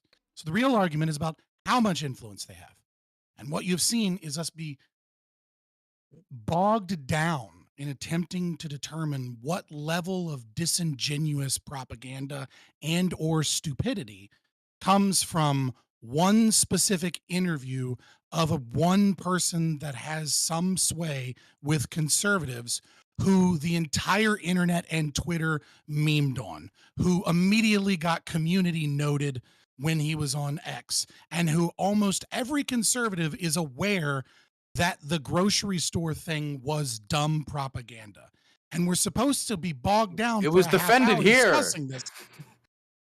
No, it was not defended here. Again, you lack Yes, the it ability was. to Oh my God! understand Stop the talking these dumbass about names. Don't believe thy lying eyes. I understand that you have difficulty following anything that isn't just This specific whole hard facts of sidetrack conversation empiricism was caused because and you actual I'm logic. wanted to. I'm very slow. Yes. No, you. Rashad, relax, buddy. It's okay. If you I'm wind more it back, upset than you'll the black understand. man. What are It you is- talking And about? I It- said it is multiple okay. times before you Racism. ever got mad at me that he was a propagandist. And then before you ever got mad at me, I said Marjorie Taylor Greene probably retarded. And then I said Based. somebody else probably retarded. And then I said Based. Tucker Carlson is almost certainly selling entertainment and is selling a specific narrative. The question is he how did much expose us for our influence, face lasers, though. right? The question is how much influence does this evil Russian menace have on the political positions and our policy? I want to positions? answer that That is the question, and I real don't want to question. listen to 4 more minutes of ranting. I want to answer that question directly. That Well, I have to perspective, reframe it. that right? I It was don't want to because you hear guys your got reframing. lost. I don't give a shit. You talk for I've already fucking 8 did minutes that. at a time. Okay. So the What do you answer to think? your question Relax. is that this is no, I refuse. As a matter of fact, I'm gonna go find a fucking pineapple and shove it up my own ass right now. So, anyways, the Also, fucking answer camera's to your fucked. question. Or is that just me? No, wait, what? Sorry. It's Woo! just you. I That think was his an camera's interesting like comment. super laggy. Is it just me? It's just you. Oh, is he gamer? Fuck. Oh. No, I you're heard fine something on else. my end. Keep Unfortunately. going. Okay. Anyways. Oh, fair enough. So, Sorry, it was just like this super laggy. perspective- Just you. Back to the pineapples. Regardless of the pineapples up my ass, the truth of the matter is that Tucker Carlson's perspective and Trump's perspective on Russia, NATO, the conflict in Ukraine are popular with 55% of the Republican Party, and that part of the party is probably going to dominate in the presidential election. So saying, like, I'll concede a part of the argument. We don't know how much of this is organic conservative perspective mixed with Russian information warfare. I don't know how much of which is which, right? I'm saying it's Right. bad. I'm saying it's bad and it should be actively fought. Okay. I'm Well, saying It that, is obviously right.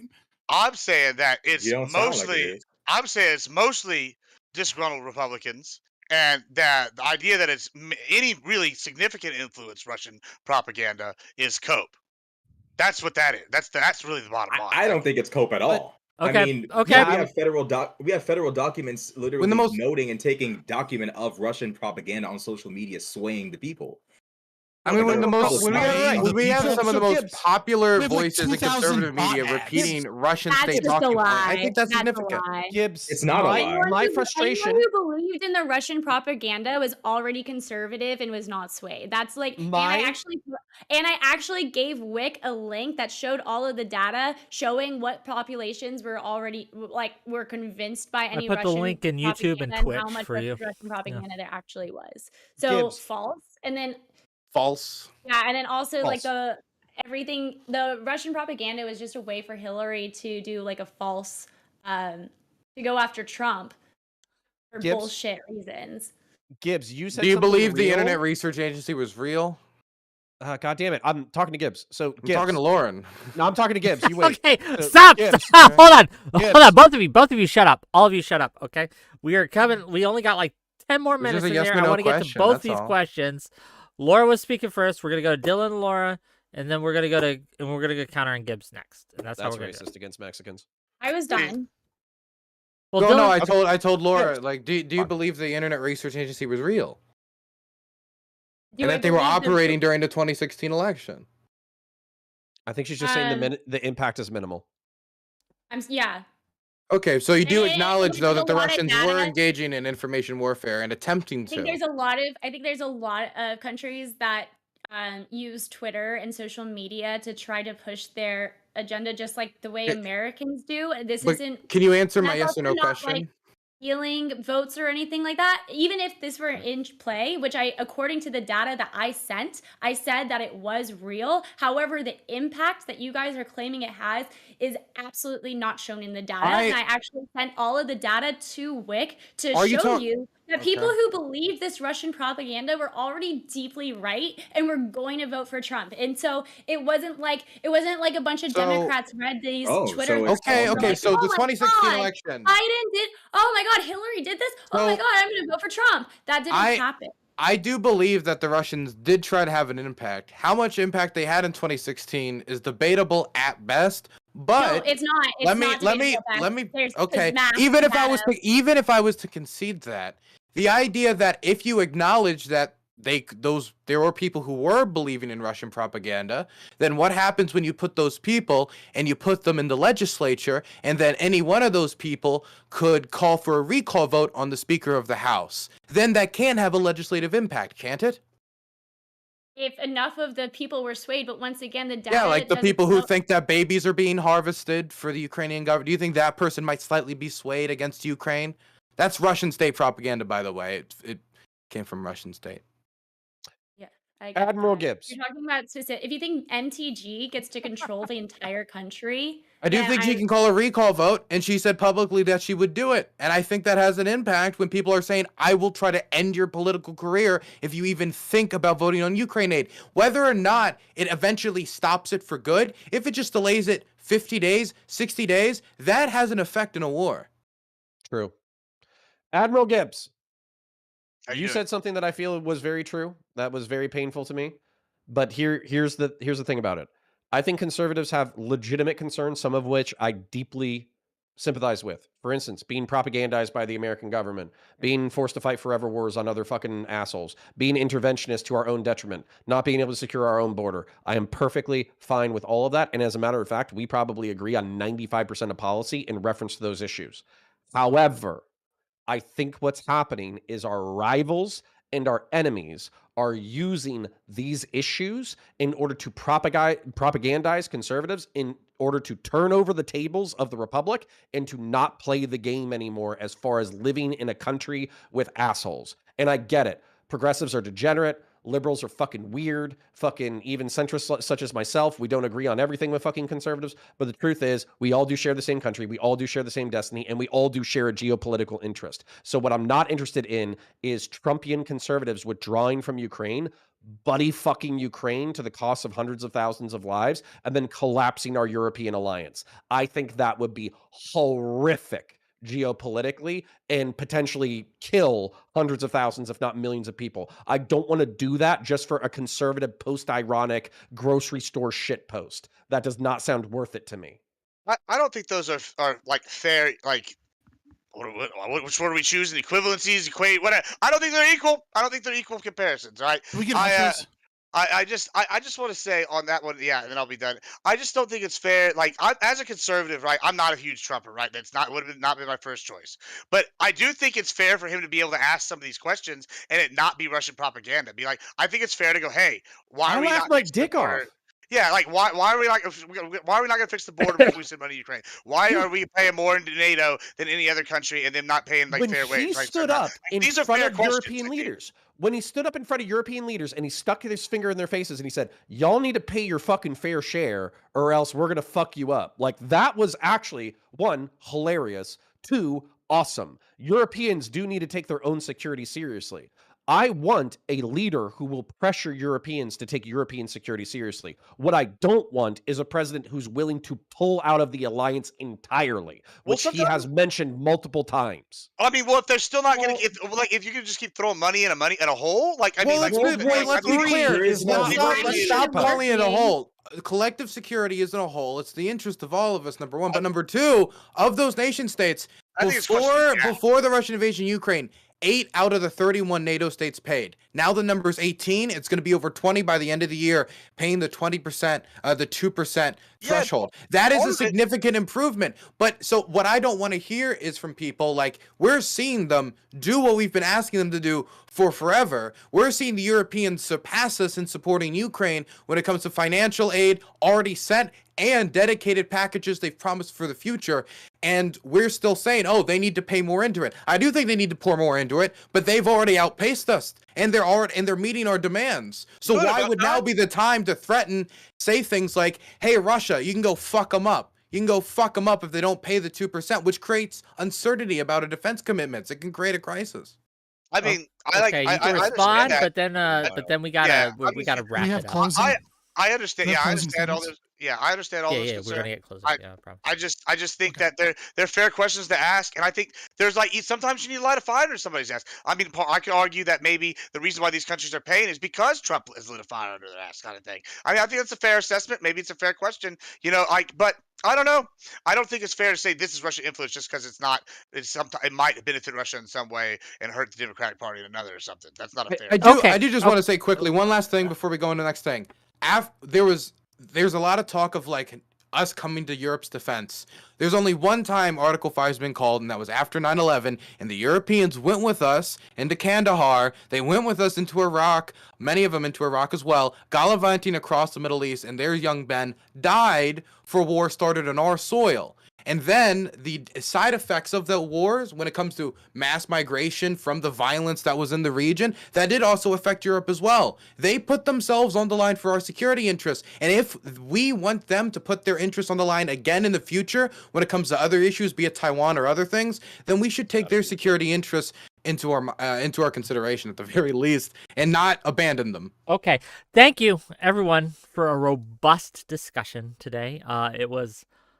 You guys like to talk and like to yell at each other. That is both great and terrible. I love it and I hate it at the same time. Thank you all for being here. I want to give you all a chance to have closing statements, tell people where they can find you, put your links in chat, all the good things, right? So everyone, I want you to go to support all these individuals, all these creators.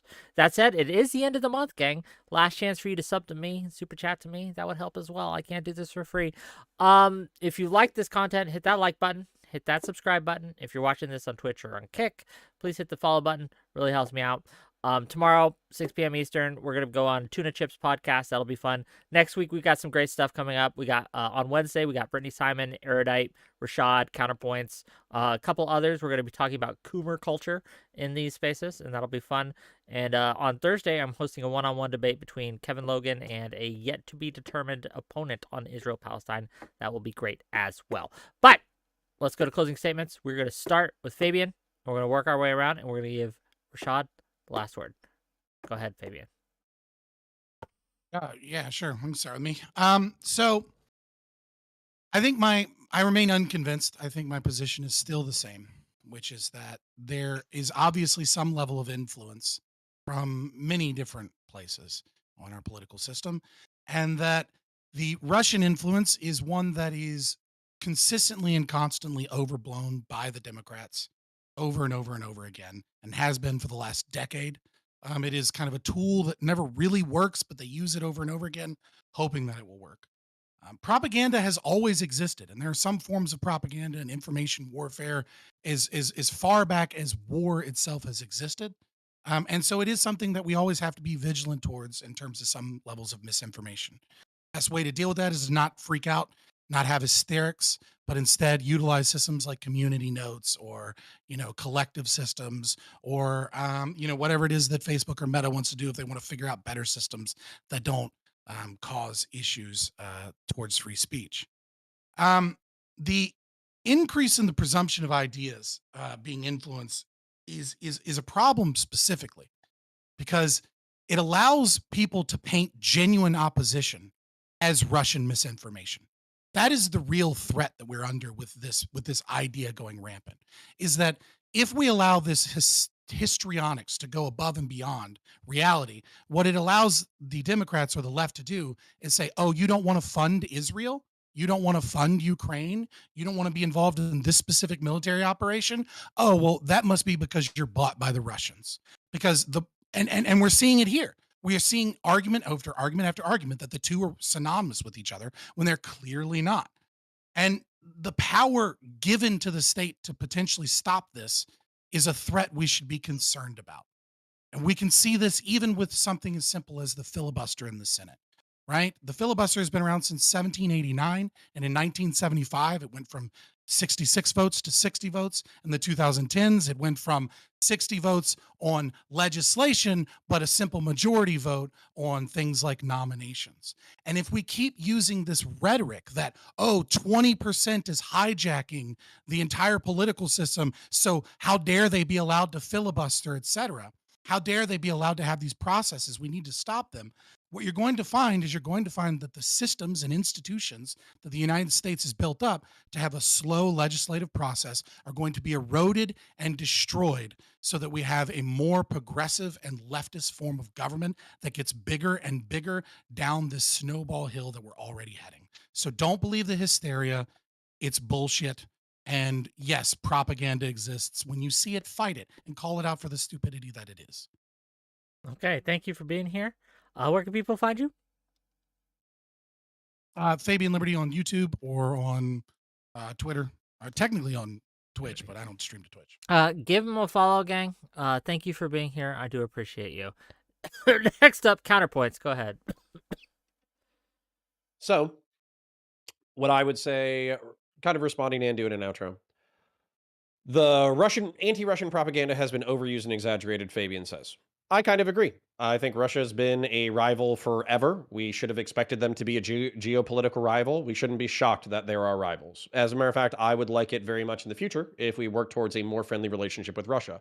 But just because we've been talking shit about them and just because we've been treating them as an adversary doesn't mean that they haven't been acting as an adversary. Propaganda always exists. Yeah, no shit. But there's propaganda for aligned interests like the United States of America, Europe, their allies, and all the people that have built up this $65 trillion commercial empire that we're all reliant on for cheap gas and Funko Pops and avocados. This might seem materialistic and stupid, but it's not. The reason why we are wealthy enough to have this conversation is because of the American empire, and it's worth defending and it's worth explaining. One of the things that I got frustrated with Fabian throughout this conversation was that he's mentioning how information warfare and propaganda is being used actively by all sides all the time, but I felt like he underemphasized the fact that there is a difference between allies and friends and domestic governments using propaganda towards shared goals versus adversaries using propaganda to undermine your goals. Obviously, different factions fight for different goals, so pretending that it's all information warfare is kind of fucking retarded. It's counterproductive. There are things that we should all work towards. I appreciate contrarian thought. I have no problems with contrarian thought. As a matter of fact, I think contrarian thought is one of the most important parts of the American fucking republic. So, contrarian thought is important because it keeps you on your toes, but it shouldn't be used to justify stupid fucking positions. You mentioned how the 20% of the country is being called out for hijacking the Republican system or whatever. That's good. I'm happy we have a slow-moving political system that actually factors in all the variables. However, I think another factor of that Republican system is being willing and able to call those people fucking retarded.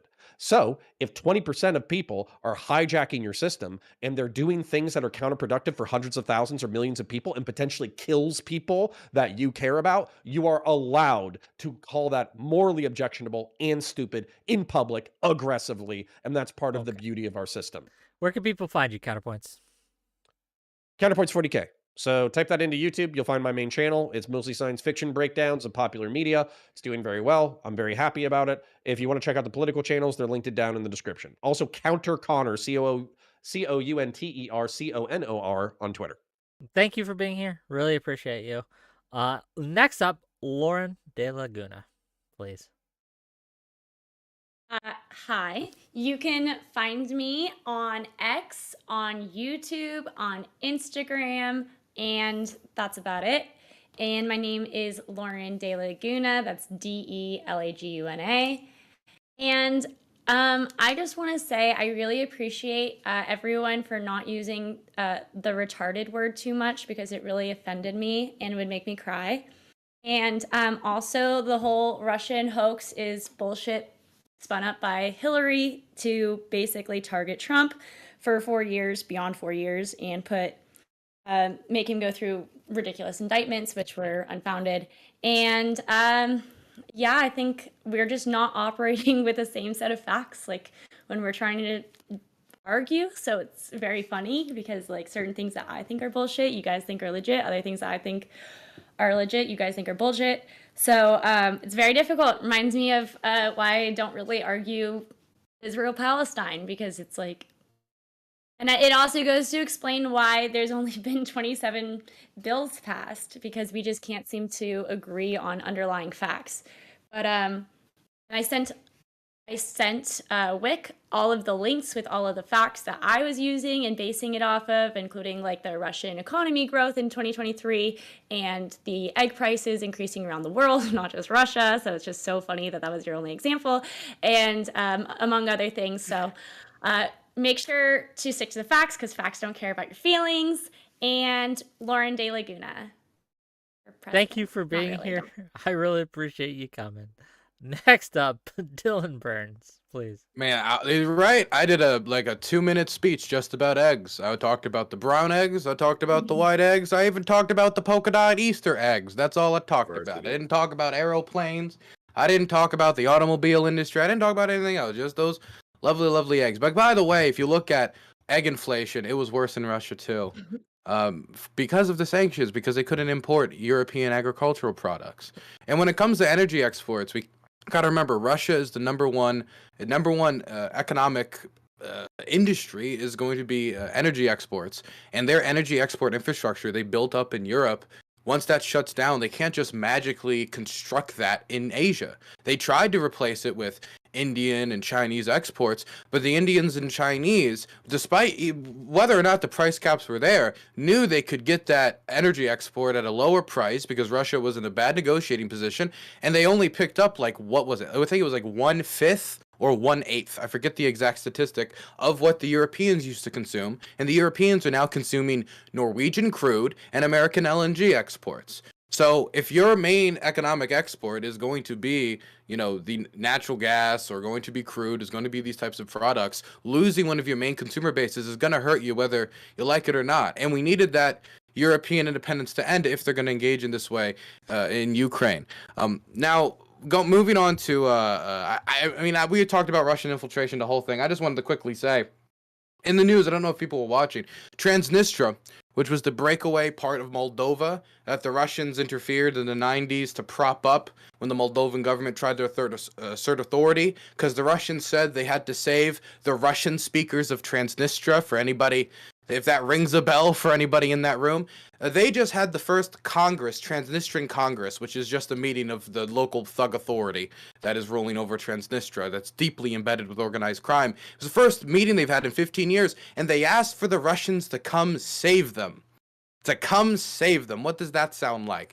And I'm not saying this to say that's going to happen anytime soon, but I am saying this to show that if anybody is under the opinion that once the Russians, get something out of Ukraine, they're going to stop with Ukraine, they have no ambitions anywhere else. If that's something you believe, While Moldova is deeply embedded with Romania, a NATO ally, and that could provoke a confrontation with NATO, if people think that it's not a wise investment, I would ask them to think of the future and make sure to be prepared for all externalities. Anyway, you can find me at Dylan Burns TV on YouTube. I'm a war journalist. I'm going back to Ukraine in a month. Hope you follow my my travels.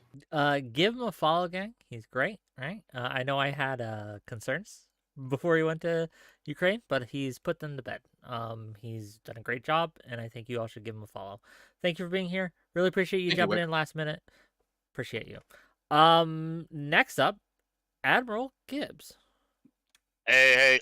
So let's see. Basically, don't take. I just want my leftist friends and compatriots here in this great nation to understand something. Not every opinion that us conservatives and Republicans in general are coming to is the fault of propaganda. We're not as dumb as y'all think. I know that that's a meme. We're not as backwards. We are sitting here. We're looking at issues, and some of the issues y'all care about aren't the issues that we care about, and vice versa. We all know this. But whenever we do have controversy, don't turn right at us and tell us, "Hey, it's propaganda. You're dumb for believing the propaganda." We have our own opinions. We have our own sources, and that's not conducive to this conversation of getting stuff done. As for Russian propaganda, I think it's a very small, minor factor here, and I think I've been very clear on that point overall. As for where you can find me, I'm Admiral Gibbs. You can find me as Admiral Gibbs on everything. Thanks for having me, Wick. Thanks for being here. I appreciate you, and gang, give him a follow. Great. You still streaming after this? We're gonna raid into you. I will be. Thank you. Okay. Last but certainly not least, and you can blame him if you hated this topic, Rashad Crenshaw. Please go ahead. All right, thank you guys for having me. Thank everybody for the great debate. I just think that the MAGA wing of the Republican Party is embracing an information war cycle that can cost them foreign policy, I guess, reputation for decades. I think they're going down a path that's completely unfounded in reality, and I think that this debate has explored that clearly. And I think that the beginning of the clear and intense Russian misinformation campaign, as we know it clearly in front of us, so we can clearly see, is beginning with Tucker Carlson. It's being spurred on by people like Candace Owens and Russell Brand and others. And I think that people should pay more attention because it's going to get worse as time goes on. So that's all I got to say. Where can people find you? Rashad Crenshaw on YouTube. Gang, check him out. He's great. Love to have him on. Thank you for bringing me this topic. It was great. With that, gang, I know there's some people who want to call in, but I'm not doing call-ins tonight. I am beat. Okay, these guys have crushed my spirit, right? Excellent. We have a new mic, but now I need a new soul. Okay, we're ready out. See you guys later. Oh, Bye, Hassan everyone. Piker was right. Bye. Peace. See you later. Okay. Give it a minute. I am working. Okay.